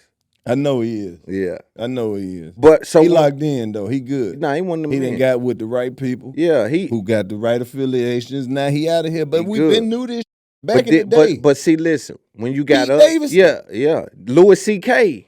I don't know Louis C.K. He ain't one of my partners. You don't know Louis C.K.? I don't know him. I don't know that Pete freaking ass white man, Pete bro. Davidson one, but Louis C.K. a big one over there. I know that. You know who Louis C.K. is? But I'm just talking about the white He one of the dudes big ones. who came up around us with the MTV, like Matt Rife and Andrew Schultz. But see, what we also talking about is a move of inventory, Davidson. though. A move of the culture. Because we also was just speaking of, we got to watch who names we putting in there when we speaking about Eddie Murphy's and Andrew Dice. But what Clay. I'm trying to get you to point, like what I'm pointing out to Go you is though, is like, we got one Kevin Hart. Right. He the biggest black comedian, right? But on the other side, it could be 10 Kevin Hart. But we got Dave Chappelle. We got Kevin, But Dave. what I'm saying is, but I don't think none of them selling out like the dude. next generation, like all these, you name it. Yeah, they coming up. Who our next generation? Of course, y'all already smoking. What generation you think y'all is? I don't know. Cause I don't have a whole lot of like.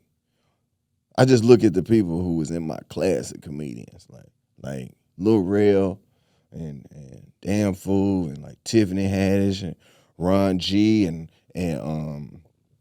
Ali Sadiq and all of them and Billy Sorrells and D-Lay and like No, them, all of them. like and Clayton and I'm watching all of them. it's a lot of those comedians that's like in my class of like who was young gunners when I started. You get what I'm saying? Right. Like I remember like Clayton Thomas and Nate Jackson. Like them all the dudes who I can't. Who's the biggest out of that class there? I would probably out of classic. I don't know. Maybe Lil Rel. He did the most movies and shit like that on that side. Yeah. Carlos Miller. Yeah, that's what I'm thinking. It's all. I feel like I don't never. I'm literally. But when I look at my peers, I don't even look at it like who the most famous or who got the most success. Yeah. I just see people who just making moves, who just like our whole goal was to get into the game and stay in here. But we do at some point if like, you know what I'm saying? Yeah, like we would have still stayed in. It's just the whole experience. Everything at this point is extra. But at some point, if you're leading this, it's your responsibility now to pave the way and position this thing. You see what I'm saying? So, like, would you say Hart and them are the class before you? Yeah. Okay. We after them. Okay. You get what I'm saying? Yeah. Because if you look at where he is now, he put his time in. Yeah. I don't know how long he been doing comedy, right? Like what? Maybe 25 years or so at this point. Yeah. I've only been doing comedy. Damn, he been in it 25 years. At least. Hell, that was just 99 if you think about it. Surely. He might have been doing 28, probably close to 30 at this point. Man, I just young.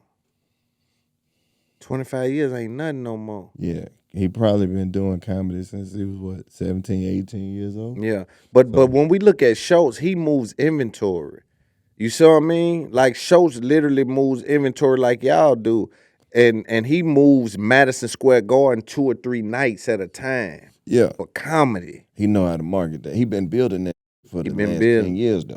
But here's my conversation I want to have with you. Because I look at the comedy scene, I look at them, I say, all right, they may be bigger by volume, selling out more. You know, we may got them couple ones that's doing them numbers, but like you said, it's a list of those that's doing arenas and it's a list of them. We only get, so when we get one supernova. Now, exactly. Now the new question becomes, why is that the case? And so I try to think about podcasting. Because most of the big comics have a podcast. When I look at black podcasting, y'all run the space. You and the Reed. It's the same reason why you can look up who the #1 podcast on Apple Music. It'll be Whitney and Brittany from Connecticut. White girls who get 500 million listeners a month. They got $300,000 worth of ads. And the same way that happens in every industry. Or is it not enough quality comedy podcasts because podcasts have proven, if we look at the other side of the market, which is the Joe Rogan sphere and all of those guys, Bert Kreischer, Tom, Theo. But see, that's what I'm saying. If you would like to do comparisons, like we don't have. No, we learned. The only person that we can have that could compete in the media space, not just podcasts, it would have to be somebody like Steve Harvey or Tyler Perry, right. Or But Ricky check Smiley. out Like that's the. You're right. Ricky can't do it. Steve can do it. Steve might be the one. Steve, Kevin, those guys, if they really wanted to take it there, but it's rough. But this. But do you see how short the list of comedians that I had was to pick from? That's what I'm saying. Here's the game I'm trying to say, and I'm trying to have this conversation. I'm learning and I'm not comparison, I'm studying. And it's important to study the market. This is how you take over the market. But as I studied that what they're doing, it looks like podcasting is a driver of tickets.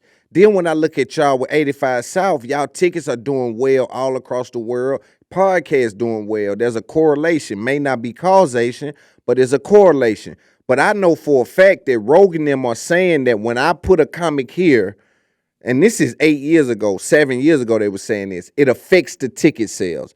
What that tells me is that podcasting is a driver of ticket sales for comedy. Well, now, what podcasting does is it introduce, like especially if you're doing it consistently, it just is introducing you to people who ain't with you yet. So why does black comedy podcasting really not have a presence? Because while we say they sell out like that, I can also name Two Bears, One Cave, which is Tom and Bert Kreischer. I can name the Theo Von podcast. I can name the now we do have them because we got Desi Banks with a pretty big podcast. He got a podcast? Nah. He don't have a pretty podcast. Big skits. Who's that? Marco. Who's with the podcast? That's not necessarily a podcast. Marco, is that a podcast? I guess you would call it that. But does that help with tickets like it does on the other side?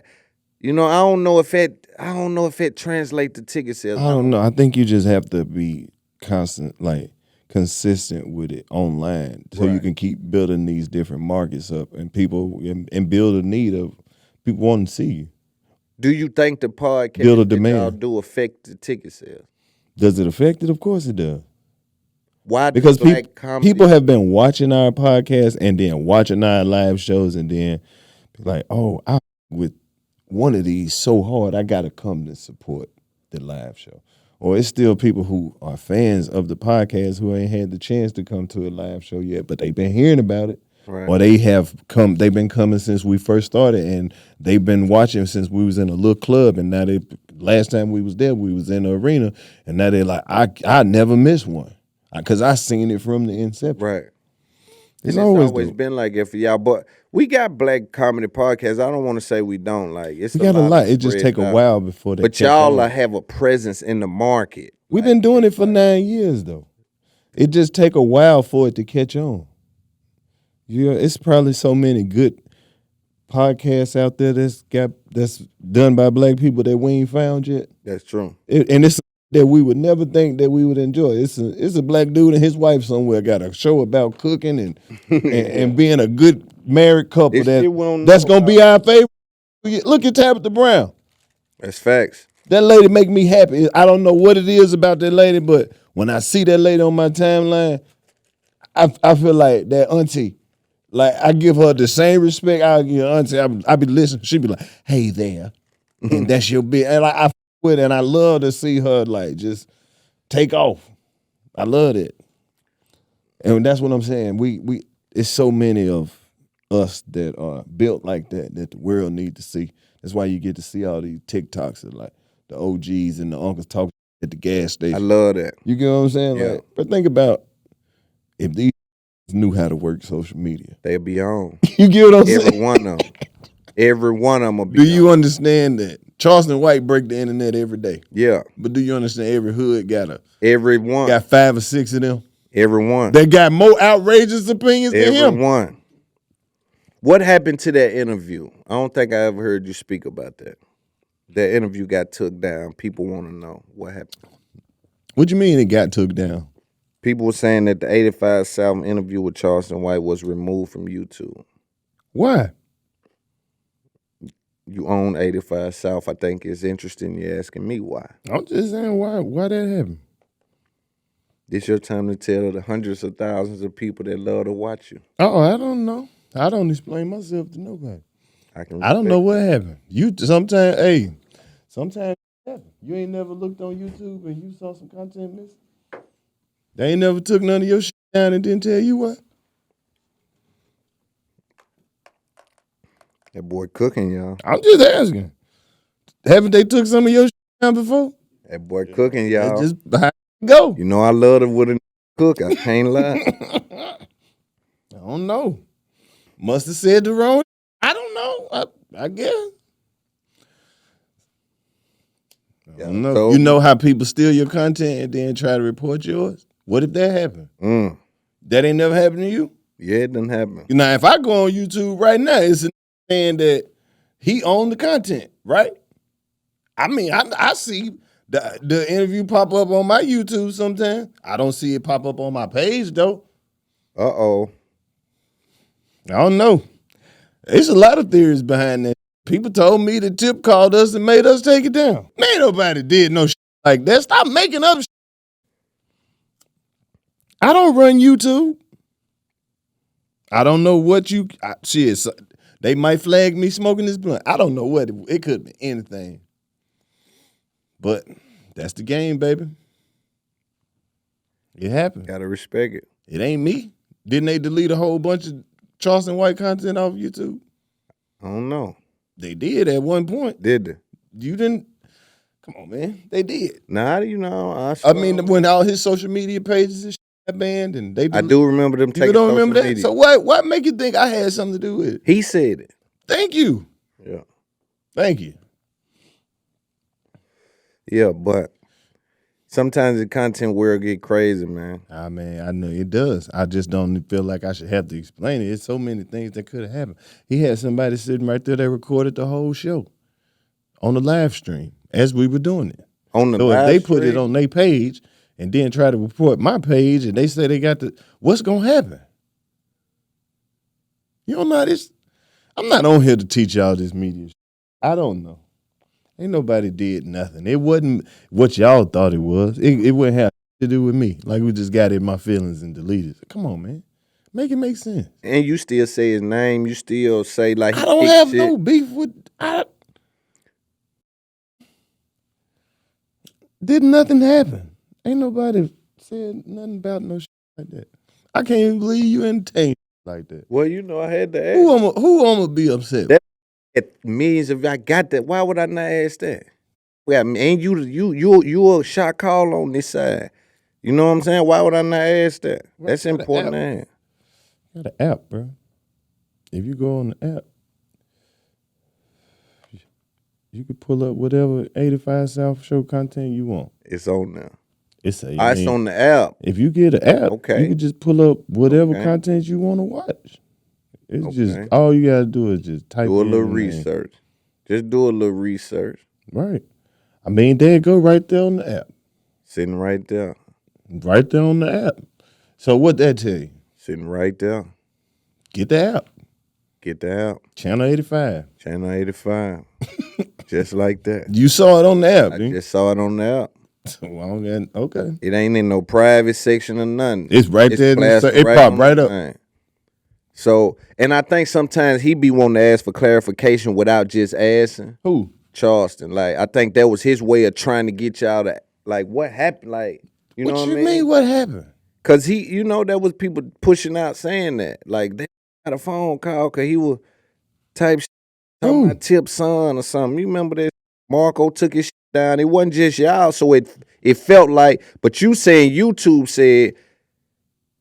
Who is YouTube? I don't know. I don't know if that, You just saying plenty of shit. You don't know what could have happened. I know it ain't. It's in the air. It's up there. It's up there. I don't know what the happened. That's not my department. But you still champion them, so that ain't nothing. Yeah, that's what I'm saying. Why would some media? Yeah. Come on, man. Ain't no sense. Yeah. And I know you a consumer of this shit. So I know I know when you enjoy something, you really done put your time in, like, studying it, you know what I mean, to enjoy it. You know what I mean? Like, you really, dude, you know kind of what he be on. You know what I'm saying? I think I'm going to do a live show with him at some point like I did with Umar. You can come out, man. Do it. Might as well come out. Would you come out to that? Yeah, I come to some shit like that. Bro, I still watch a lot of Charleston White. They be hilarious to me. Yeah, I'm going to get you to come out front row, you and your family, whoever. That ain't it. That's why I be saying, from where I come from, bro, that ain't no you can stay mad at, bro. That just crazy ass goddamn, you know what I mean? Depending on your family, that's your uncle or your cousin, bro. Who say some wild, you cut them off for a minute and you see it, you can't stay mad at that, man. But from a business perspective, it's a totally different game. I want to talk to you about that. Business. I want to talk to you about that time in comedy where Ricky Smiley and Arnez J had a special needs character. What? Do you think that should come back now? But do you understand I have performed all over the world? Right. For people who have quote unquote disabilities or lost limbs or, you know what I mean? So it might not be acceptable now. No, what I'm saying is there's a way to make fun, not of somebody, but to make fun of a situation, to find the humor in some without offending people. You get what I'm saying? I enjoyed Arnez J and Lil Darryl. Right. And there are people who are in those similar situations who also enjoy that. Oh, dear. Because it's like, if you go to Ricky Smiley page and you see the type of work that he does with the kids and people with special needs and like that, he do this on the regular. So it's not like he's saying, hey, I'm making fun of these people. He's like, hey, this is what I saw. This how my cousin be. Yeah. And then if you can go to your page and you can see your real cousin on there and be like, get that goddamn camera on my face. It hit way. Man, that when I was coming up, that I thoroughly enjoyed that comedy. Right. Like, just to see Ricky Smiley, even though he would just pop into it sometime. Right. And just like Arnez J would just pop into his brother, whoever he would act like. His brother Rodney. And walk across the stage, and I would just every single time that shit would be funny. Right. But it's like nowadays, I'm not sure if that's or is that being done? That probably is being done in the comedy club. Bro, it's a way, like I said, as long as it's not malicious. Right. It's ways to make a joke about anything and make it funny. Right. As long as you're not making it personal enough where it can hurt nobody's feelings. Yeah. That's a thin line. That's what makes a comedian great. That's a thin line, though. To say without saying it, or to be able to joke about things that's not, that people don't want to be joked about. Like if you go back and listen to the old Robin Harris shit, he had Debo Tiny in the audience, and he was known for whooping ass for talking about his eye. And Robin Harris was, he had built such a rapport with him from him coming to the club every week that he let him get it. You know what I'm saying? He still played the character, but he wasn't gonna really do nothing. If you go back and see it, because they got it recorded on an old Robin Harris where he was doing his. Debo used to come to the club with him every so often. But see, that's the key thing, man. Because I done seen people get upset at comedy clubs about, like, I'm talking about like fighting mad and actually have fights and brawls and shut the whole club down. I remember one night, I ain't gonna say who the comedian was because it's just, it's crazy. But I was at the spot one night and it was this albino dude in there and the comedian was with him. He wasn't even really getting no laughs for the he was saying, but the dude got so mad. He was furious, dog. Like he went, stormed out the club, and he was just sitting in the car. Like I walked outside, he was sitting in the car, literally beating the shit at the steering wheel. Like he was going berserk. Like his people had to come get him, bro. My God. Yeah. Did you ever have a heckler you had to deal with? Hell yeah, I done had some of the worst hecklers, man. Give me one of them. Just the terrible, worst hecklers, man. Like you wanted a heckler story. Like I don't know if you familiar with the Atlanta comedy scene, but Nav was kind of explaining it to me. The worst heckler in Atlanta comedy history, in my generation of comedy, probably Lil Baller. Lil Baller and goddamn Rico. Lil Baller is my partner though. Oh, okay. But that's just his thing. He's always heckled the hell out of comedians. Sco Bubble was rest in peace to Sco Bubble, but man. Some of the worst hecklers is comedians. Worst hecklers is comedians, bro. Corey Hogan would be in the club, like if a comedian on stage and he bombing, you'll always hear Corey, like Corey Hogan and Jeff B. They used to be notorious for man, get your garbage ass out of here. Oh. Or you'll hear Corey go, wah, wah, wah. Goodness. Dirty South, rest in peace. She used to always say, get the unhilarious ass off the stage. Goodness. Ugh. Goodness. So many classic nights, bro. I'm glad I got to actually come up in that era of comedy around that. Is Corey Holcomb generation from here too? Of BET comedians. No, but in Atlanta, it's just it's a hub. So all the comedians that come through the city back in those days and just do all the rooms and do all the clubs and just be here for a week or two, just running through all the spots, man. Doing everything from the poetry spot to Uptown Comedy Corner. So it was always people in and out. Yeah. Do you think what's the next phase for 85 South? Movies. We gonna really need to do a part 2 of the Netflix. We need a follow up. Right. Definitely need a follow up. We need a movie. We need a cartoon or something. We need some cartoons. I want y'all to do. I want to be involved with this. What? 85 South Comedy Club. A comedy club. We might do that later on down the line. I think that's we're still active in the game, bro. Yeah, but I think that the hub that you speak about, you guys can now be that hub. You know what I'm saying? Like if there's even this building can act as that. You know what I'm saying? But I'm saying not this building. Well, not this building, but whatever. But I'm just saying at some point I feel as though that y'all can be like the place that shoot the pool ball out. You know, the place that the pool ball is shot out of. And that's legacy. Yeah. You know what I mean? So But you know how to keep in mind, we still active in the game Fact. too, and like spreading our legs out. This only the phase one of us. Right. You know what I mean? Some people look at it and be like, it can't still be phase one. Yes, it is. We ain't maxed out phase one yet. So once we get, established where we want to take our brand to, and then maybe we'll do some shit like that. But yeah. How long have you we still been creating on our own opportunities. Right. How long have you been on Wild 'N Out? I've been on it since they brought it back. How long is that? Many years? That was what, 10, 11 years? Damn. Yeah. But hell, that's like, I think I did probably 17, 18 seasons maybe. Goodness. Something like that. That's a long run. Yeah. And that's it's always Viacom, but it's moved stations like MTV, MTV2, stuff like that as you Yeah. Comedy Central, BET. on Comedy Central? Yeah, it's Viacom, so they'll play that on all them channels. Shit, yeah. But it went from MTV2 to MTV. Shout out to them folks, man. They f with me. Yeah, shout out to them. We have a very crazy ass relationship. Why you say Because as much as they don't with me, they do. Right. So yeah. Do you think why do you think, or do you think that the role that you play on Wild 'N Out it can translate to other roles for Viacom? Who knows? Business is business. Have you ever been asked to audition for something through them? Because I mean, if you have a working relationship with them, it may be through Nick Cannon's company or whoever's company, but it's like at some point, I don't know if it's necessarily one of those things where it'd be like an audition.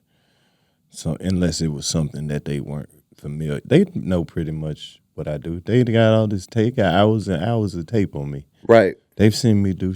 They know where my weapons are. For the most part, as much as you can use them on there. You know what I'm saying? But you're interested in acting outside of being in a comedy role?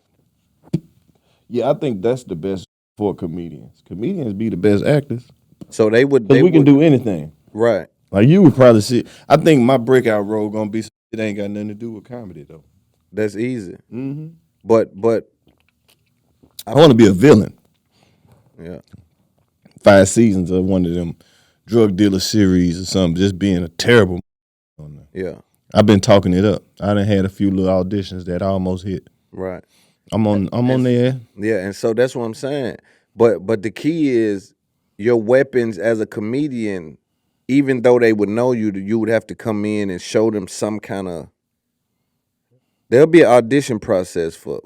Yeah, most definitely. Yeah. Most definitely. But once you get through the initial process, but it's gonna be somebody who been watching this for a minute who already know exactly where I'm supposed to be at. Do you think some shit you can't? Some just you can't even get ready for. Yeah. Just do it. Yeah. Have you auditioned for anything before? I auditioned for a lot of things. What was that like? It's kind of stressful. Yeah. Because you get used to the process of being placed or being picked. And then when you have to audition, you don't feel like you feel like you're being picked. Right. Sometimes you can be, I know, like bigger. Right. Of course, they want you to audition. They finna put a whole bunch of money behind you. Right. You gotta. But it's still a weird process. But some they really just know that they want you for specifically. Right. And I think those are some of the better opportunities for actors when you picked based off who they are, those who and what you are already. Yeah, because those auditions can get weird. Like, but then you end up in. Sometimes you'll try to end up in some that you wasn't even the right choice for. You ever hear about who was supposed to be who in a movie, and you be like, "What? How's that gonna work?" Right. Yeah. Yeah, I don't like that. I don't like when niggas do that. Yeah, sometimes you just look up and be like, "Man, I'm glad that shit ain't work." But yeah, but I think the process of auditioning is weird. Like it's like think you tried to be in Ray. Man, like can you imagine being the nigga who was right there behind Jamie Foxx in Ray? No. Nobody else could have did that shit. With. Yeah, it's over with. He smoked that. Right. You think Jamie, we need you to come in for one more audition.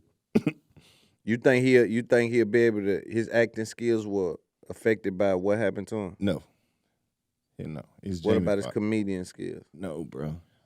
No. We didn't even mention his name. Jamie Foxx, because he is in a over there like in the Hall of Fame, that nigga kind of got like his own little hallway swoop. Like if you was walking through a comedy museum, like that had his own little swoop. It's just him. Amazing, bro. Bro. For real. Sang in every act. That boy smoked everything. Exactly. And he went and conquered Hollywood. But he put the dress on. That just go to show you what.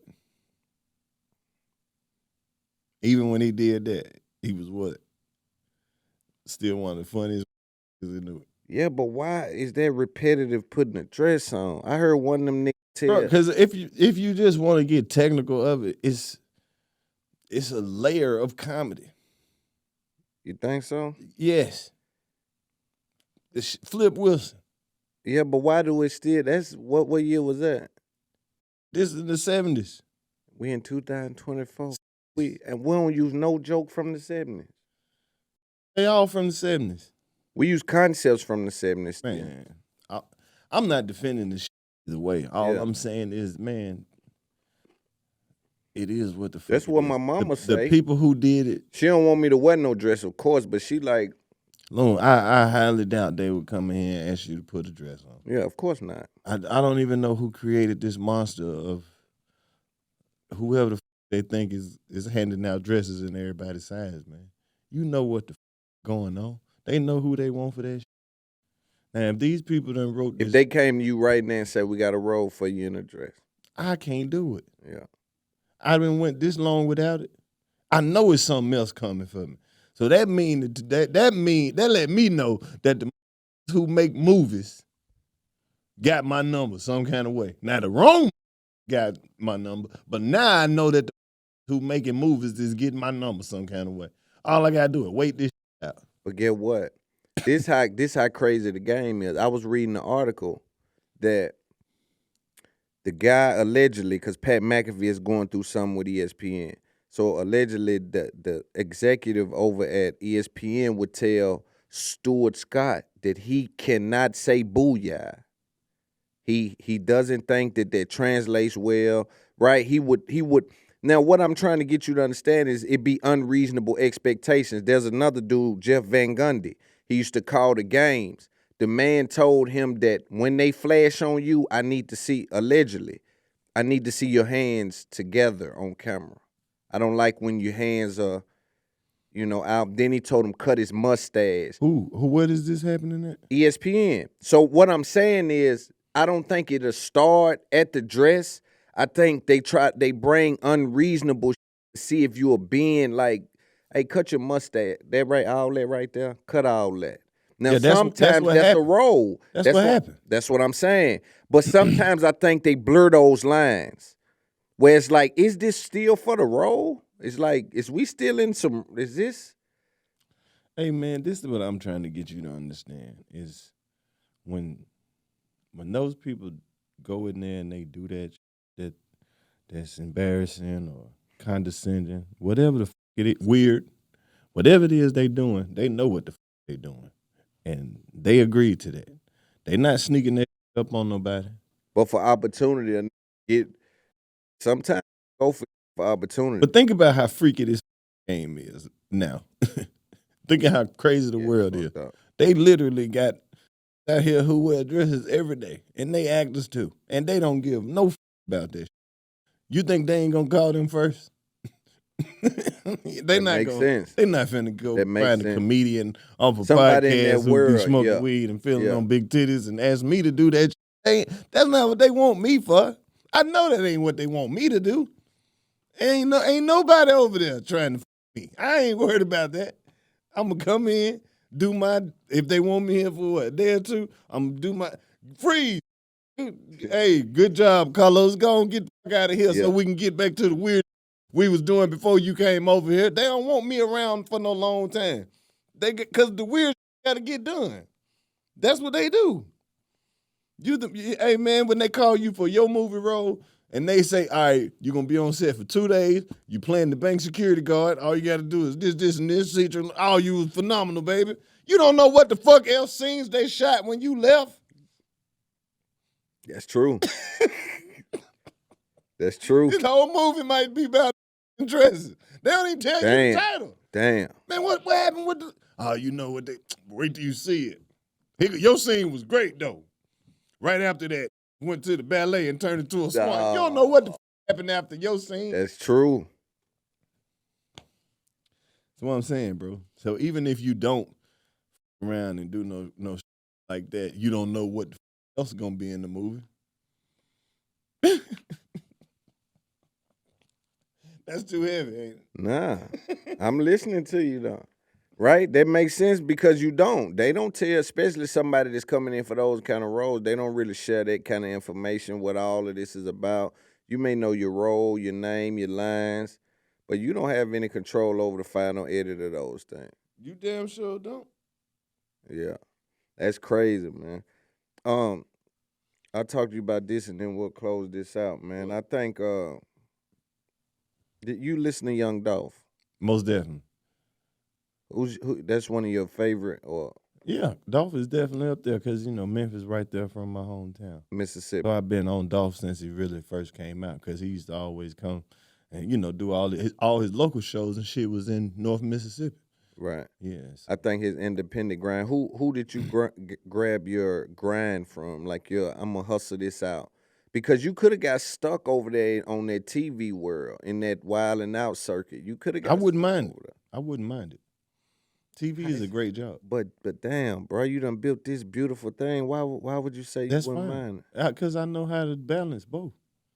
That's beautiful to have that kind of perspective on life. Yeah. I think greed causes us to react different. It causes like me to say, damn, bro, with all you've gained, you can look back and say, if I never got none of that, I'll be fine just over there. You know what I mean? No, I think I got the spirit. Go ahead. Because it's like this was still gonna happen eventually. Like I was still even if I was on TV with a regular hustle and I'm stacking that bread, I'm a regular. I'm talking about a whole contract negotiated for the next 5-6 seasons, and they done wrote your boy something big. You think I wouldn't have no shit like this to come back to Atlanta to? Maybe even bigger and better, or be building on some shit like this. Most definitely. What does it mean to be a regular? I mean that you one of the people who on the flyer for the show.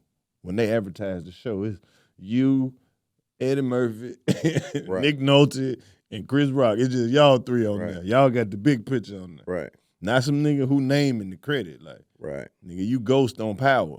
Yeah. You Tariq, you were regular. You got you about to do 5 seasons of this. Yeah. They ain't paying you per episode, nigga. Your contract, you finna get paid for 3 seasons. Right. Yeah.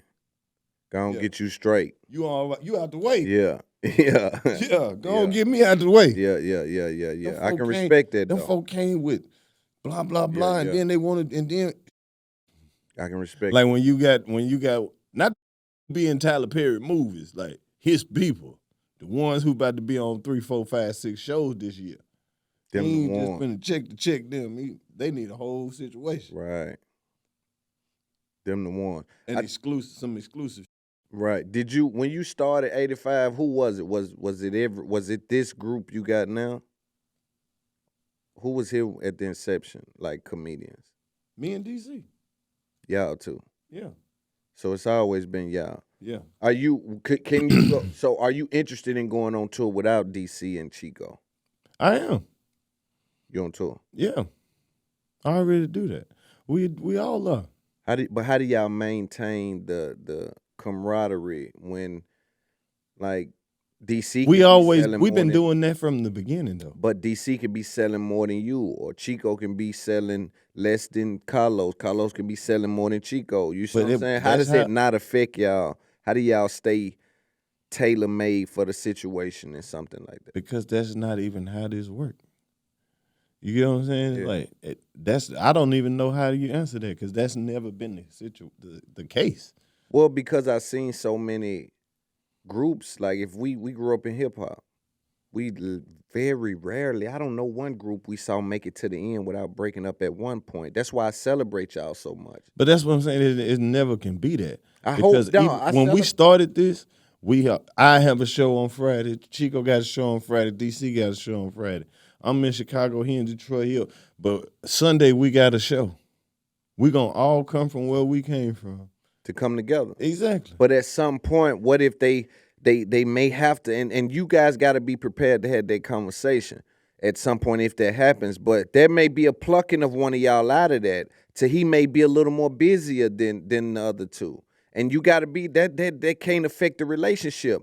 And although that sounds easy, it is. We grew up in hip hop where we saw each and every one of the groups fall victim to some kind of hate inception.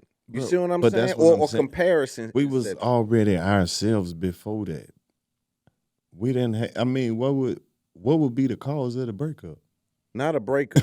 I don't even want to say a breakup because no, it's just I don't even the resentment of the feelings of resentment, right? Because again, we're human beings. We've saw in hip hop, G Units broke up. Like Murder Inc. broke. Everything that we've saw, every group, name me a group that stood 3-6 broke up. Everybody's broken up at some point, and we've looked at them and that G Units broke up. And the Locks have fell out before. Like, you see what I'm saying? It's like we've looked at these situations and said, damn, man, how do we stick together? That's why I celebrate y'all on platforms y'all don't even know about. Well, I mean, I don't even know. I be like, yo, them dudes, they are able to get money together, get money separate, put shit together, how do they do that? That's love. I can appreciate that. That's what it is that, bro, we really, first of all, we fans of each other. Right. Then we done been through so much together. It's like, we real life family. You get what I'm saying, bro? Like, and then we all men of faith. Ain't nobody trying to do nothing to nobody over. Keep it grounded. Ain't nobody trying to faith. Like, keep it grounded. I want for my brother what I want for myself. Oh, God. That's it. Yeah. I would celebrate Chico and DC the same way. But their success is, I'm a fan of your success. This that we sit around and talk about this moment. Your moment, what your moment look like for you? Oh, that's when you, okay. So when you get to this point, then okay, that's a goal. All right, bet. Oh, my boy, I'm so, boy, you don't believe, like, because it's like by the time the world hit this, we already done discussed it. Right. We already done celebrated for each other. Right. Who you think I'm going to call first with the good news? Exactly. When them people call me with the 5-6 season, oh, my, what? Yeah, they just hit me. You know, I'm finna do this. Who you think finna, come on, man. But it's important to tell the youngsters that because they've witnessed in our same culture, all of these groups not be able to maintain at y'all level, bro. I don't know if you really understand that. But you're a fan of hip hop, and somebody Google it. Name me one group that stayed together. And now look at the aftermath of this. Mason Cameron having the time of their life. You know why? It's just like in life when Ray and Claude started back talking. They fell out over some shit they could have been fixed. Right. It wasn't never that they couldn't talk about it. Right. Yeah, who's to say they ain't been talking? Right. You think the first time they linked back up was on camera? Yeah. It don't work like that. Never. Yeah. But I like I said, I celebrate y'all every time I'm in other rooms. I'm like, yo, those brothers. Every group didn't break up. Who? All the groups didn't break up. Give me one. Shit, there's a lot of groups that didn't break up. That's what it's some of them old. Hey, the rap. Give me ain't a the rap. niggas in the Whispers twin brothers? But I'm talking about You can't break up with your twin brother. Yeah. The Isley brothers is still brothers. Yeah. You can break up with your brother though. This money and fame will make it'll over, man. We done saw it. Too many people done got involved with it and it scrambles them. Yeah. You know what I'm saying? So I think that's part of it though. That's what I'm saying. But y'all, one thing that all the other shit you said, I can throw out the window if I'm not paying attention. But think about it. It's people who don't have all the money and the fame and success, and they have stories that's even more crazier than people who are famous. The only difference is people give a fuck about every little thing that you do. It's highlighted. Right. Or the perception, because people just see you doing what you do and start building a perception of you or who they think you are. Right. So the moment that you step outside of them, they be like, oh man, I knew this was lame as hell. Why he do that? Why he pick up? Like, nigga, that's what he always wanted. I guess he had to get to that level. He go to that phase, yeah, whatever is his business. You can't live your life through nobody else, man. Right. It is what it is. Man, I appreciate you coming by, man. It's up there. It's really love, man. It's up there, podcast, Big Loon. Y'all go do something with that information. Skip it.